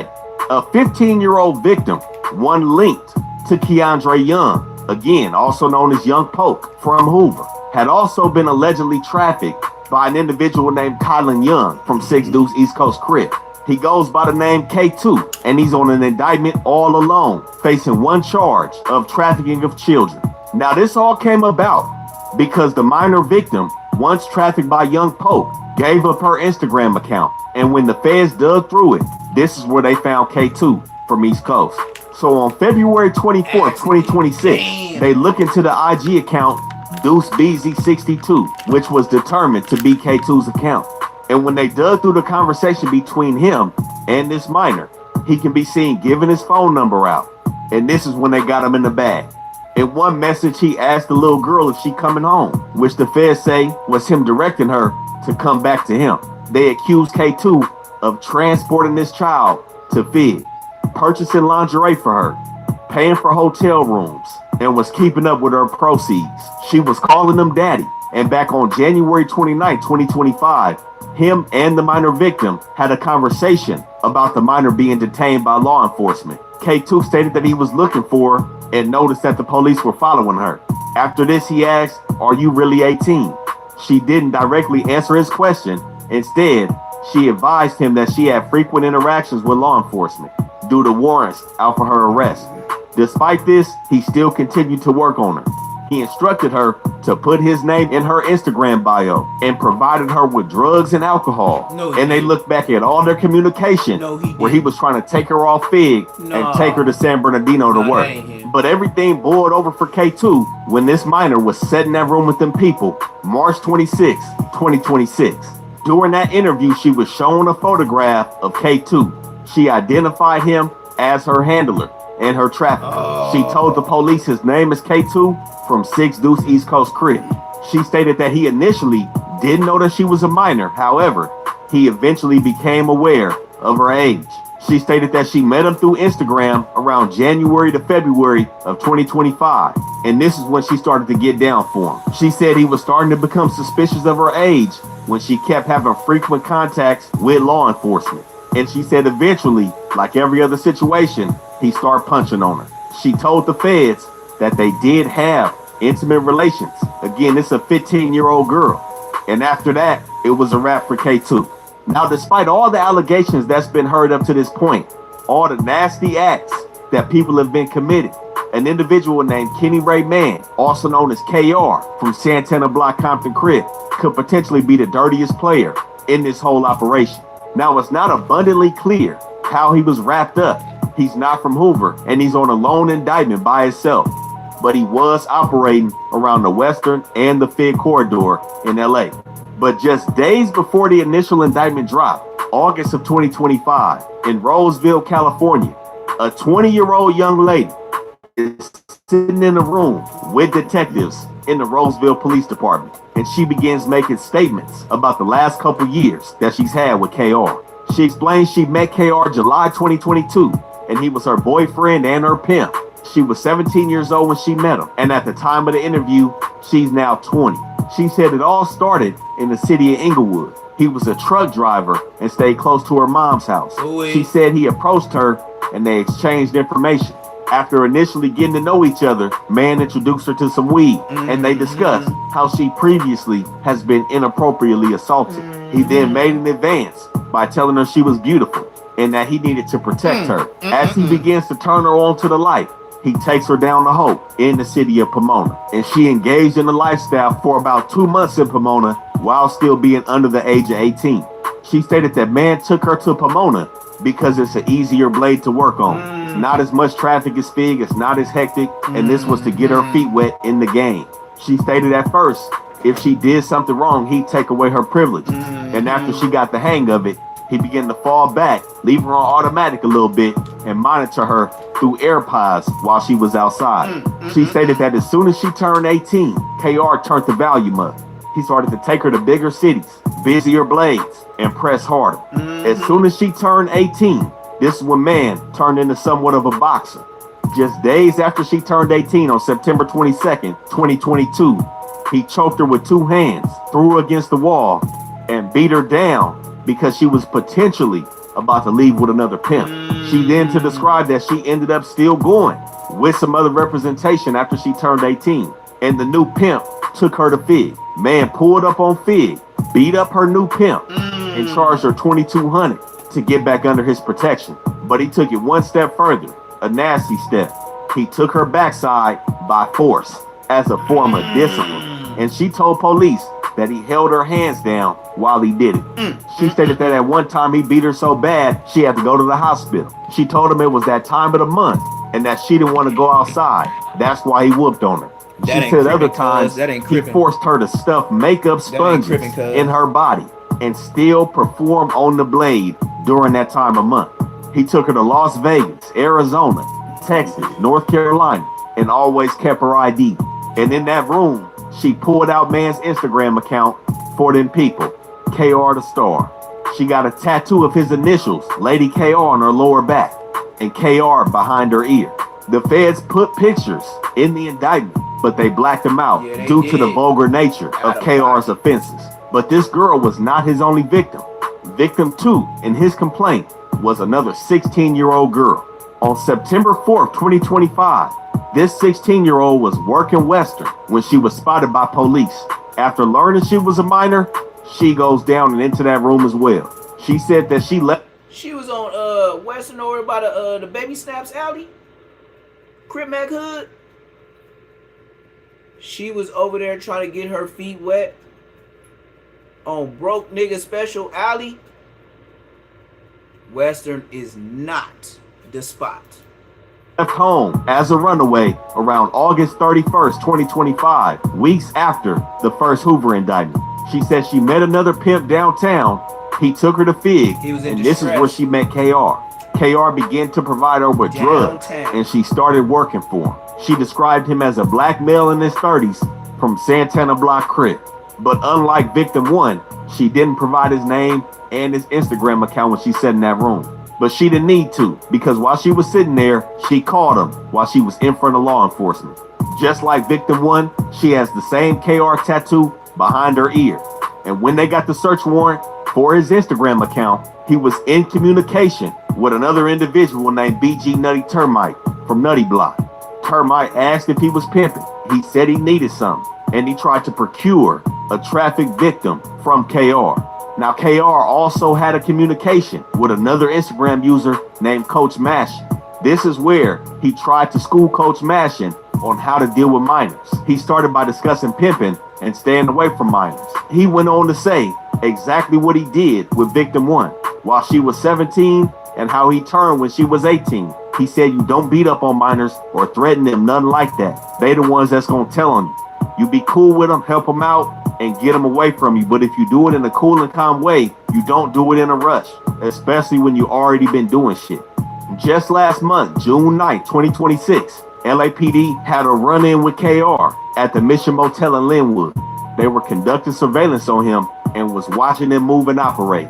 And as you see, a couple weeks later, KR from Santana Block is down in his own lonely federal indictment, trafficking of a child. Now there is one defendant left, allegedly from neighborhood Crip, Dejon McDonald Williams, who also goes by Motion or D1. Now I don't have any paperwork for him, but just like the others, he got some cases involving a minor. He's on a lone indictment by himself, trafficking 3 victims, 2 of which were 16 and 17 years old through force, fraud, or coercion. But everybody in the Hoover indictment, aside from Aki, faces a 15-year mandatory minimum up to a life sentence. Man, I don't even want to hear no more. Nigga, that's enough years. 15, just think about 15 being the least. Nigga, I don't want to hear no more. That's when I go into court with the homies like, but I'm not taking that deal. Man, they talking about life. You don't think 15 years is life? Bitch, what the fuck you think we gonna do when we get home 15 years after this? Stop acting stupid, nigga. Your bitch, she gone, nigga. Mine, yours, all that, nigga.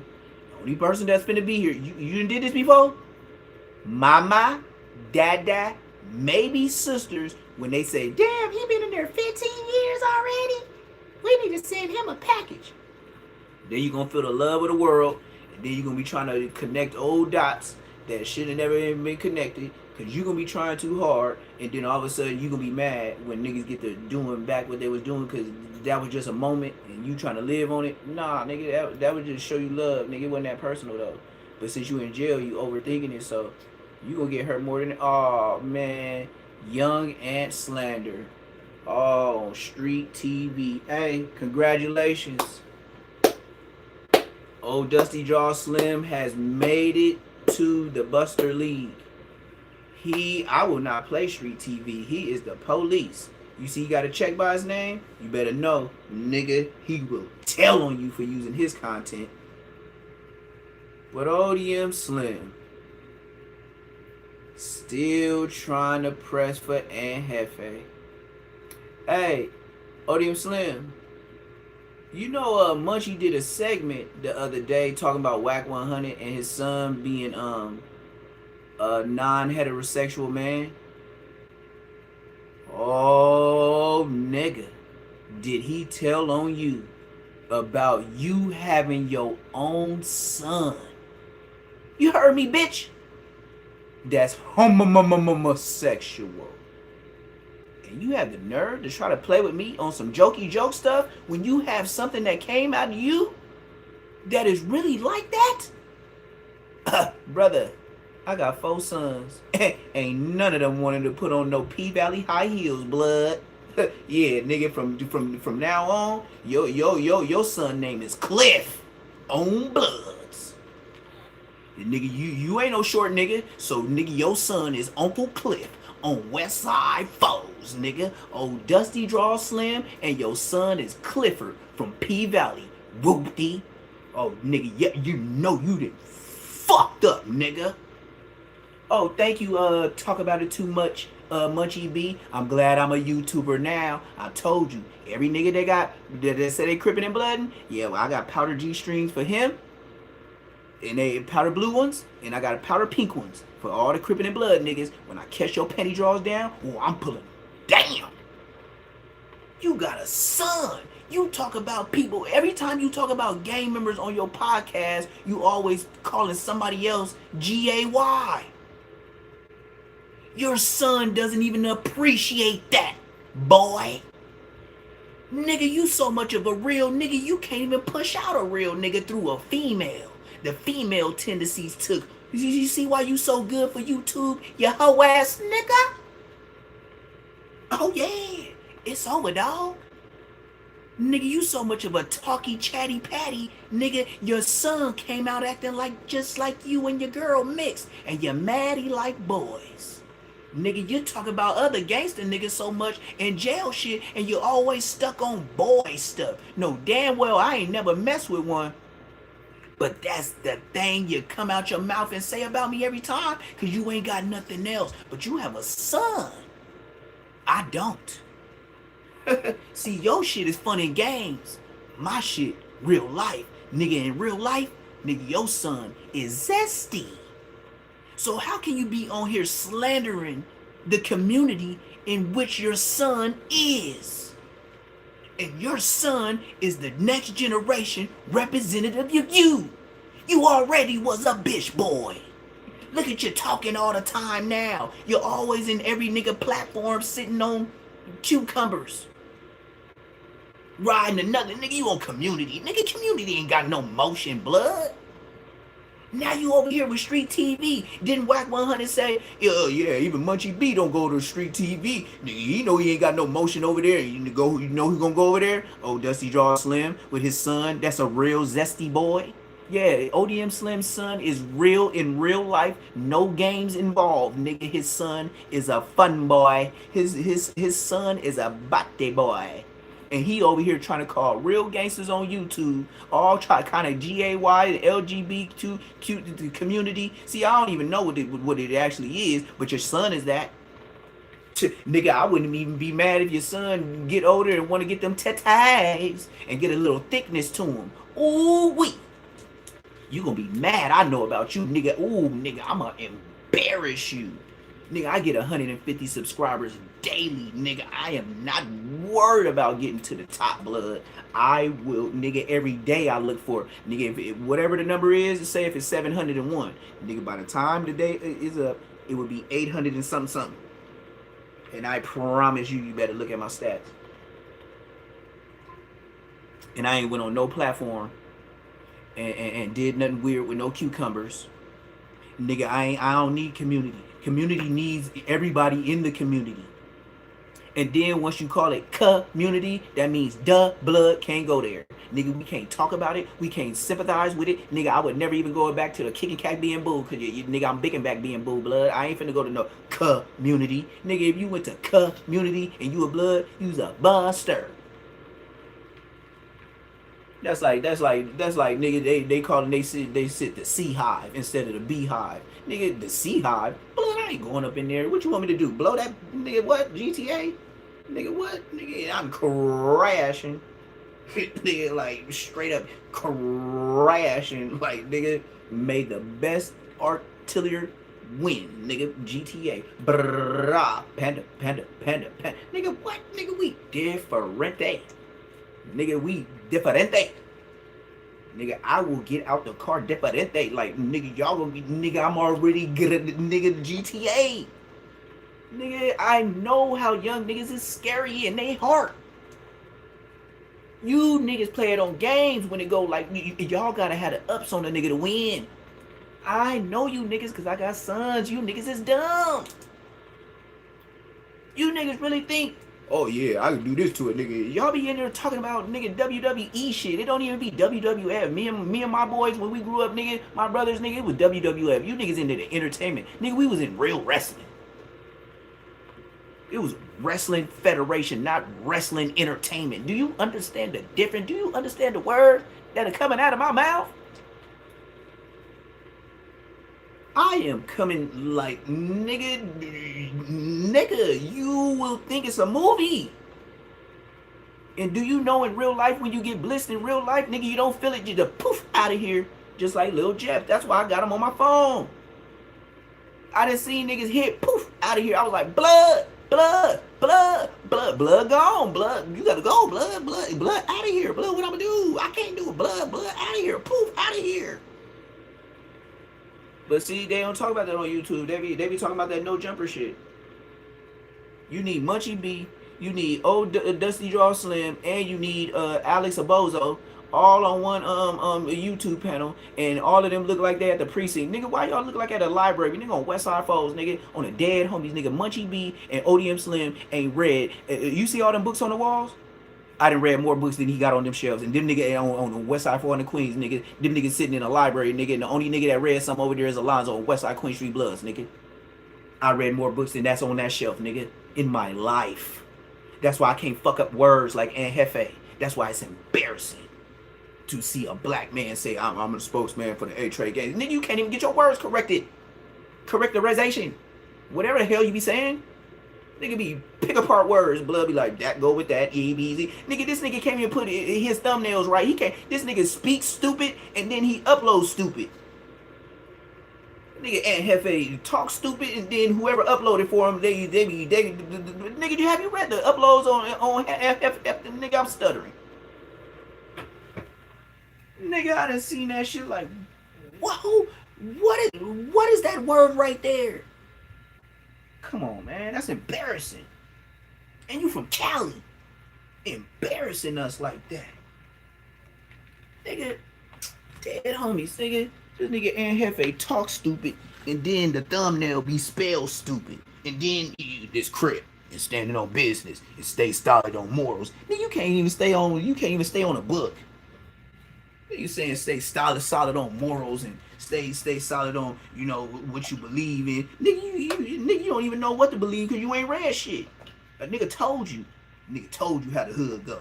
Nigga told you how the hood supposed to be. Nigga told you supposed to do this. Shut your bitch ass up, nigga. I told you ass, nigga. Then you let all your little brothers be failures like you, nigga. How you think that's gangster? Getting on YouTube telling the world, yeah, man, I ran my brother back fade because we both in the county jail. Nigga, your mama feel like y'all some busters, nigga. How the nigga, why both of y'all in jail? Nigga, who gonna help mama? Nigga. What if mama don't pick up the phone call tomorrow, nigga, you know, all the boys in jail and the other one got hit in the chest? You niggas can't even lift 2 gallons of water for her. Shut your bitch ass up. Standing on morals, nigga. Your mama, nigga, if your mama was able, she'd probably pull out that belt on your ass. So if she heard the stuff you uploading on the internet talking about standing on morals and integrity. Nigga, you don't even stand on morals and integrity to grab groceries for your mama, nigga. Nigga, Cash App $PBF400 if you think I'm telling the truth. This nigga talking about start standing on morals and codes, and these niggas ain't got no integrity. Nigga, you ain't got no integrity. You ain't even got enough integrity. Nigga, go spend a YouTube check and go tell you go upload a video where you took your mama shopping with grocery, food, took her out to eat, and bought her some clothes and shoes since you want to be so fly. You buster ass nigga. Nigga, ain't that who looking out for you right now? You buster ass nigga. Nigga talking about standing on morals and integrity. I don't want to hear nothing fly out your fat ass lips. Buster ass nigga. Nigga almost 40 years old, still hanging out in front of the stove, talking about standing on morals and integrity. No, you wasn't even standing on morals and integrity. You was standing over lowdown. You was standing on cement and asphalt, and nigga, and then you was standing on old boy, and then nigga, look what it got you. And then your crime me trying to go to the Nuttyville with the yellow t-shirts. Come on, gang. He know it's over with. Don't you know the Bible even tell you to heed the signs? The signs is, nigga, you go into court, your crime be trying to unalive itself, cause why? He think it's through too. What you think he just practicing? You think he was just pulling the stunt?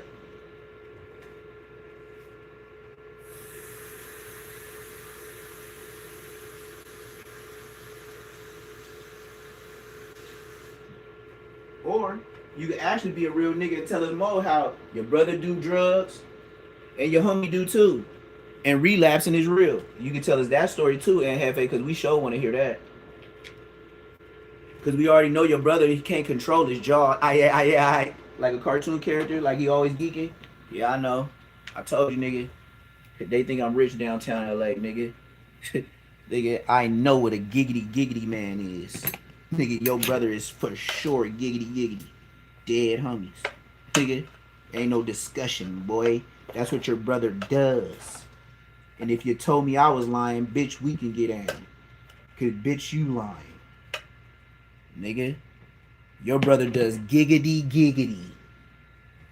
Full-fledged like niggas blow trees. Hey, and Hefe, you know how much I know? How your brother jaw be jacking? Blood don't got a pizite. Blood got a bizon. Blood got the whole 3-footer. And blood hit it like niggas hit bizons. And blood smoking brizzes. That nigga smoking Bristol. Dead homies, nigga. Choo choo. Oh God, nigga. Like one of them Mexicans that got messed up muffler, nigga. Spoosh, nigga, that shit just all you know how that exhaust look. Nigga on the dead homies. Cash App, $ PBF 400. Nigga, I tells the truth on this bitch, nigga. Your brother's giggity. You talking about standing on morals and codes, and nigga, your mama at the house with a brother that got hit in the chest and 2 other sons that's telling the world and repping the gang that it can't even rep their own last name. And your mama like, yep, dad was a dumbass, sons is dumbasses, and I guess, you know, God gave me what I got, cause my son still ain't graduated the 8th grade. He claiming A trade, but he never graduated the 8th grade on and he swear he gonna be famous on social media. I can't wait till my baby be famous on social media. You know what I mean? Nigga, this nigga's a failure in life. Him and his brother. Nigga, how you think it's gangster that you telling the world you gotta catch back phase for your brother in jail? Both you bum ass niggas up in there? Hey, so when y'all get out and go to the hood, both y'all niggas gonna be asking the hood to put y'all back on? God damn, nigga, you niggas are damn near some beggars like blood. Like when y'all both get out of jail, didn't y'all have this conversation when y'all was in the hood? Let's just keep it 100, and nigga, we can keep it G. So when you and your brothers would get out at around the same time, have you ever ran down on one of your homies like, hey man, look out for me? He was like, shit, I just looked out for your brother like 2 days ago. Like, you know what I mean? Like, man, y'all hitting the nigga pockets right now. Like, y'all the young active homies, but shit, man, you know what I mean? Your brother just got me too. And then you gonna go to the house and tell your brother to break you off with what the homie broke him off with when he thought he was up, and then he told on you, and then y'all wanted to fight, and then y'all had to fight in the front yard because he didn't want to give you no money. Yeah, tell me that bum ass CRIP nigga story. Tell us about that, and Hefe, you got brothers. I was so G. If I found out my brother got put on the hood, nigga, we getting down, and then we ain't finna get down no more because you ain't being from the hood. Anybody else want to talk about something? I wouldn't allow it. Not even to say I had reinforcements, which I did, my dad, but still. I was working with my dad, not against my dad. I wasn't like Aunt Hefe. I didn't squabble my dad and pull a burner out on him. Aunt Hefe pulled a burner out on his dad. I don't want to hear nothing that nigga gotta say. Nigga, I had a full-fledged dad like you. Sir, I'm from Inglewood. You know, where the families had mom and dads. All brothers and sisters is the same. It's 5 of us, and we all got the same mom and dad. Bitch, you can't tell me shit. And I'm the oldest brother just like you, bitch. But I'm a generation older than you, bitch. That's why you a bitch. This nigga over here playing games with the internet, acting like beating up your pops is smooth. Nigga, you's a buster. That's why you gonna get life, nigga. That's exactly why. All the transgressions of life, nigga. That's why niggas get life, because all of your transgressions of life, nigga. You shouldn't have been on bunk. You should have told, if you was that much of a rider, you should have told all your homies, hey, cuz, I'm gonna be from the hood, but just, let my little brother be, you know what I mean? Like, you know what I mean? Like, you don't need all of us, I got my moms over here, really, if they really, because back in my day, see, that's how I know you're a different generation. And niggas start getting weird. Cause niggas would be like, nigga, you, like, it's already, if you got a brother that's your oldest brother from the hood, why do his sisters and brothers have to be from the hood? And we already know his whole family. Like it's not a question of is they from the hood. They can say they don't bang, but when niggas see him in jail and let them get packed out by whatever race, they be like, nah, and that's a homie. They be like, dude, he ain't from your hood. Nah, but his brother is, and nigga, y'all ain't finna do him like that. Like, nigga, I know this nigga, like, nigga, what's up, Chris? Oh, what's up? Yeah, that's how it used to be. Now it's just I don't know what you niggas do. You niggas, oh, you from Lancaster? How long you gonna be out here? 2 months? Hey, you wanna be from the hood? Hell yeah. Hey, can I get my put on GTA? I'll run all the back-to-back phase on GTA.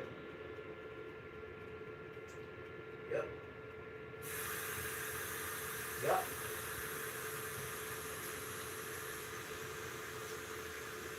Then niggas gonna get back on the internet, just like Snoopy Badass. And niggas gonna be telling the world, this red mafia, this blue mafia, this green mafia. Yeah. Red Mafia family. You gonna come back to the internet with a new game, and it's gonna be an all-branch hybrid. Now they gonna take the hood to the internet, and they gonna be banging on GTA, Call of Duty, and all that weird ass shit. I'm telling you what's gonna be. I always think of the future because my dad used to be like, man, y'all niggas weird. If I'm saying niggas is weird now, and my youngest son is about to be 12, bruh, what I'm calling weird now, when he gets to my age, I wouldn't be surprised if people be trying to look like animals, or try to get DNA that they could rearrange. That's on some real life Ninja Turtle cop shit. Cause they gonna have some RoboCops. Oh, believe that. They gonna have some police. Just know that. They gonna have police just like RoboCop, and they gonna be split in the middle of the head, just like ODM Slim and Munchie B. Munchie B and ODM Slim both got a split in their head. Baby RoboCop ass niggas. You know, RoboCop was supposed to get smoked too. Officer Murphy. Yeah, I've been doing my research, nigga. I've been ready for these jokes. When I be saying RoboCop and all that, and I be forgetting names, nigga, when I don't be on YouTube, yeah, I be researching. Officer Murphys. Yes, sir. They the black version. And Street TV, I bet you some way, somehow, there's some grid money involved. Alex Alonso, he wouldn't be running this gang content if it wasn't profitable. But the thing that gets Street TV, Alex Alonso, he's getting very old. He's getting very irrelevant. Who are you? I have never seen nobody do a documentary on Alex Alonso, his life as a Rolling 20 Blood. Never heard of you. Oh, I know why we never heard of you. Because when you was banging, you was wearing them polo shirts tucked in your Dockers. You weren't wearing Dickies, you were wearing Dockers with the ruffles in the front. Walking around looking just like your daddy, a straight black conservative. You grew up in a house. All your homies was in apartments. Me too. But I didn't get bougie though. You did. And you knew the hood was so messed up. And your family used to be on your ass. Like they tried to do me. You gave in. They started believing me when they said I was going to jail for real, juvenile hall. That's when my mama knew. This nigga going to jail for real. Yep. And when I came home, I can admit, my own mama started talking to me different. Try to cook for me good bacon, you know, thick bacon and all that. But that day, since she knew when she got an idea how many months I was in there to her, them months, she was like, oh, my baby must have thought it was years. Yeah, it was. But I was in there with some niggas that I grew up with. So it was bad. But when you bad, that shit was like fun. Cause you actually get to catch the dudes that you've been dissing on the walls the whole time. That's what made it fun. She'd be like, oh, that's that nigga that was writing on him. And then don't get the size of the mug. And he ain't even that size to have ever been talking like that. Oh, now we gotta bless you. We gotta bless you. We gotta bless you. We got to bless you. Cause you gonna get the full ride. All that stuff you was talking on the walls, that's why wall banging was not the lick. You was not it. Cause when we catch you, it's not a good look. Not even a good look. There wasn't no cameras. So that's what I said. Gangbang is over with. There's too many cameras everywhere. You signing up to just, you know, you through. You through. Whatever you smart with on your phone, little kids. The police, they got geeks. They got Geek Squad.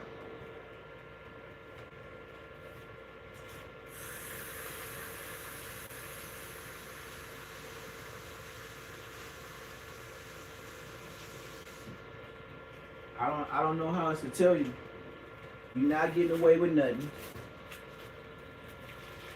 Your car, if you in a Tesla, yeah, new nigga for real. That shit got cameras on the inside, outside, and microphones to where they can get your whole audio out of your Tesla. Just in case you didn't know. Say you was on a high-speed chase, allegedly, GTA, and you had a whole conversation with whoever you was calling and somebody tried to help you, you know, get to, you know, safety. Yep, that whole conversation's on the phone call.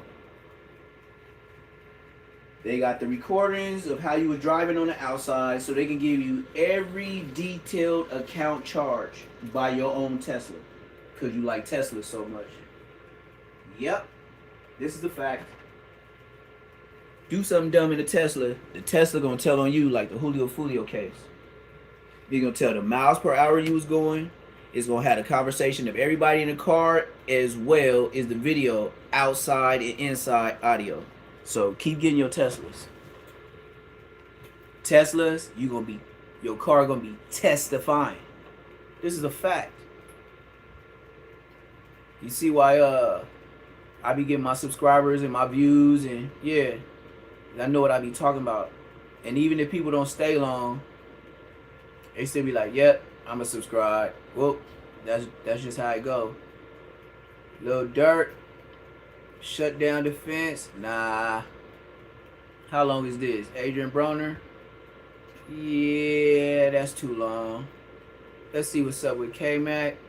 Let me see what's up. I'm gonna do one more short video and I'm gonna be up out of here. I know I got some on my watch later, but I gotta stay away from certain names because it'll mess up my live. Like it'll be like, yeah, you could play it, but sometimes it don't let me call out. Oh, I didn't see this. I didn't see this. I didn't see this. A lot of people don't even know who Murder is. Okay, Black Pistos versus the Wood. We did the A-Trays, blah, blah, blah. Moors over money. That nigga talk too long, gang. King Pill be lying. I don't listen to nothing King Pill say. That nigga, okay. Bounty Hunters, let's do it. 8 minutes. Let's get up out of here. The story of Papa Dad. I will be doing reactions to him. So already There's nothing. Everybody on here that I be having, especially if they don't save and watch later, I be doing lives, but I will be doing reactions on them in the future. I get more, everybody like, I don't know, it's off and on. My shorts say do this, but my videos say do this. I guess that's what my channel is, you know? You got all this, you know, this nigga going further. Hey, Crip can't come over here. Welcome to Boys in the Hood TV. Today we're going to be discussing the life of Papa Dad from the Bounty Hunter Bloods and how he was shot and killed by a Watts Crip. Louis Smith, aka Papa Dad, was born on August 9th, 1977 on the east side of Watts. Smith would grow up in the notorious Nickerson Garden housing projects. And he was from the Deuce Line on 112th Street. Now the Nickerson Garden projects was occupied by the Bounty Hunter Bloods. Now this gang had a ruthless reputation in the streets for murders, selling dope, shootouts, robberies. Now during the 80s, LAPD reported over 120 robberies in a 4-month time period within the Nickerson Garden. But by 1984, Nickerson Gardens was reported as the most dangerous projects in the city of LA. Now this would lead to a 29-man task force being put together for the Nickerson Garden projects and the Imperial Courts due to the increased crime in both hoods. Now by 1987, the city would set plans to renovate the Nickerson Gardens housing projects. They would go on to fix buildings, paint, plant trees, flowers, and even remodeling the kitchens inside the homes. But even with all this done, the Bounty Hunter Bloods would still remain active no matter what. Like many youth growing up in the area, Papa would fall prey to the gang life around him. Eventually, he would get his put on to the Bounty Hunter Bloods. Now Papa would inherit many beefs that the Bounty Hunters had, which included the Great Street Crips, the Back and Front Street Watt Crips, the Compton Crips, and a bunch of other gangs. Now in 1992, there would be a truce in Watts between the Bounty Hunters and Grape Street. But not long after, that truce would cease. Now Pop would be active in the streets, getting into trouble, fights, and getting arrested at a young age. Eventually, Papa will go on to be a well-respected G in the Nickerson Gardens. And he will become real tight with one of his homies named Half Dead. Now as the 2000s hit, the violence between the Bounty Hunters and Grape Street and other rival enemies would only get worse. Now Papa was active in each of these wars, but he was also a known hustler, known for getting money and making shit happen. But it's a well-known fact that running these streets and getting money, Papa would eventually find himself in and out of jail, and eventually he would go to prison. But while in prison, he would start looking at things a little bit different. He had a game plan that once he got out, he would create a platform that he could put his homies on and give them hope. I mean, Brick Boys, man, you know, they're my young homies and shit. That's my group and shit. They coming up out these projects, man. It's just something that we do, you know what I mean? Well, when I got out of prison, shit, they was the hottest niggas on the block. So, you know, I snatched them up and shit, took them fuck with my people, got them a deal and shit. You know, we got something working out right now. Charlotte, man, that's the block I'm from. I started that. It's from my hood. It's like 95% of Bounty Hunters is Charlotte. You know what I mean? That's some shit I started when I was a kid. And I was a young nigga, grew up on the Deuce and shit. I'm like, fuck it. I got money over here. So, you know, when we was getting money, there was so many cars and shit out there. They're like, this motherfucker like Crenshaw, so many bitches and shit. So we just shortened it up for Charlotte. So that's what it is. So, you know, all my young homies and shit, then when I seen them start banging with tattoos and all that shit on their neck when I got to prison, I said, I got to make it into a positive and try to get them about this shit, man. You know, for make that the tattoo and shit a purpose. Now, as Papa continued to see growth and success while making connections in the music industry, death would be right around the corner. On January 3rd, 2011, around 3 p.m., Papa, along with his girlfriend named Maya Stewart, decided to go to Chinese Express on 103rd Street. Now, after heading inside, Papa would walk past a... Papa. How is you from bounty hunters going to a Chinese Express on 103rd like you ain't gonna be bounty hunter Chinese Express? You goofy. I wouldn't even try that if I was just playing around trying. And with a girl, you know what I would have did? You can go here and buy it. Give me the number 3. 32-year-old man named Jamiro Scott, aka J-Mac, from Franklin Watts Crips. Now J-Mac was waiting with his son and daughter. Now the Franklin Crips, they hood sit on 101st and 102nd Street between Success and Compton Avenue. Now the Franklin Crips are a much smaller gang, but they are aligned with the Grape Street Crips. So once Papa saw J-Mac, he would say, "What's up?" And J-Mac would respond, "What's up, Loke?" And this would grab Papa's attention. So this time Papa would say, "What's up?" a little bit more aggressively. And that's what J-Mac responded once again, "What's up, Loke?" And immediately Papa responded, "What up, dog?" Now after this brief exchange, J-Mac would leave the restaurant and get into his car.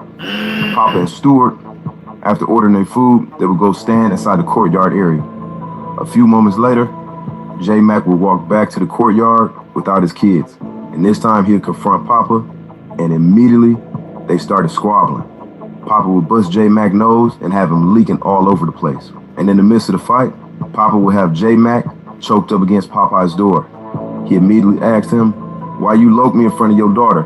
I said, "What's up? Why you loke me? Just bounty hunter bloods." So J-Mac immediately responded, "I'm not with none of that." So eventually, Papa let him go, and the bloody J-Mac would run back to his car and drive out the parking lot. He hit you up with "What's up, Loke?"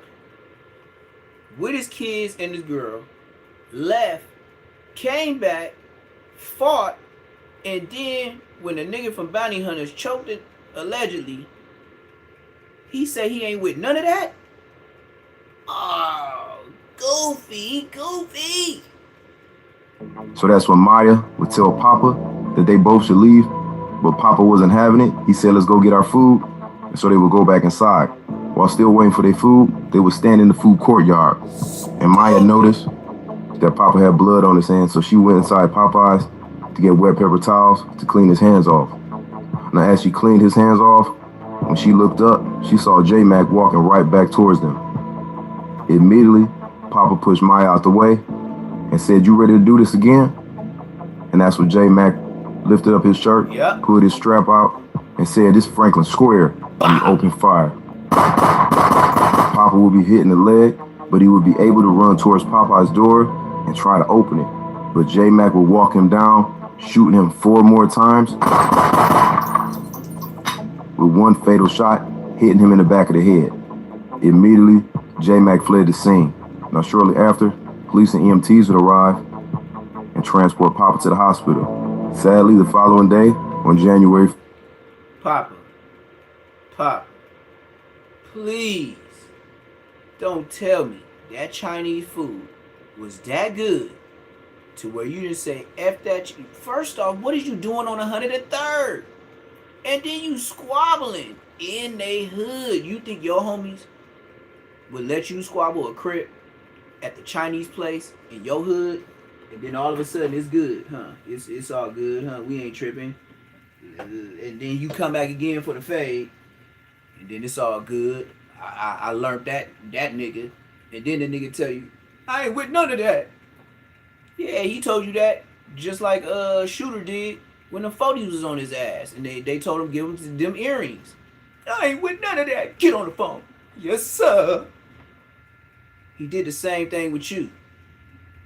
Played victim, and you became the victim. And then you gonna push your girl out the side like, "Yeah, you want some more of me?" I think that's extra YouTubery. I think he put the YouTubery twist, but still, the point still lies. Bruh, when the first squabble happened, first off, hold on. The nigga lokes you in the beginning. Then you hit him with the dog. Then he leaves. You still waiting for food. Chinese food that's over there in your hood area too, and many others. Because I know you didn't walk there. Then the man comes back, and it should have been ended right there. But he gave you a fade. He didn't win. I don't know why this nigga didn't come back with it. That don't make no sense. But allegedly, he left again leaking. You still stay there after your girl tell you to leave. And then when he comes back a second time, you gonna say, "You want some more, old man?" And then he pop you. Brother, you had several chances to get your black ass out of that situation. First off, number one, I will not be going to the check cashing place or the bank or the gas station on Slauson and Crenshaw. I will not be stopping there for no fuckery questions. Cause if you ain't bucking, don't stop there. Cause you might have to do it to somebody that's a bum. No name nigga, 2 days put on ass nigga. GTA. I'm not going to Woody's over there. I'm not going to buy no fish over there. I'm not finna buy no goldfish over there. I'm not Ralph's. That whole area, hell no. Well, you thought Chinese food was worth it. On 103rd, playing games with your stomach and your life. Well, at this point, where you at, you ain't hungry no more. You in no more hungry land. Ain't that some shit? For some goddamn Asian Chinese food. This nigga's burnt. Fourth, Lewis Smith, aka Papa Dad, will be pronounced dead. Now, police would immediately start investigating, interviewing witnesses, but they would also obtain surveillance footage. And this footage would show J. Mac fleeing in his 1980s Caprice after the murder. Eventually, authorities will be able to ID J. Mac as the shooter and put a warrant out for his arrest. But it will be months later, in September 2011, when the FBI would arrest J. Mac in Kansas City. Now, LAPD believe that J. Mac fled immediately that same day after the murder. 2 years later, in 2013, J. Mac's trial for murder will begin. Maya Stewart, who was Papa's girlfriend at the time, would take the stand and give her account of what took place. She would also identify J. Mac as the shooter that killed Papa.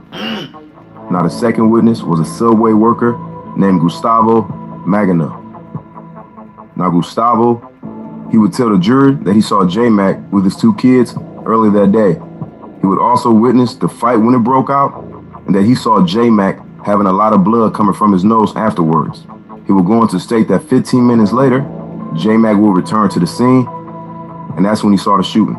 With his own eyes, 15 whole minutes later? You know how long that is? Man, he could have asked a couple people for a strap and came back. He didn't have a strap the first time. So when he got it from his homie, he was planning to do something. We will witness J. Mac walking down Papa, shooting him multiple times. Now, J. Mac's defense would argue that J. Mac was not the shooter on camera and that he should be acquitted of all charges. But by the end of the trial, J. Mac will be found guilty of first-degree murder and gang enhancements. And he will be sentenced to 80 years to life in prison.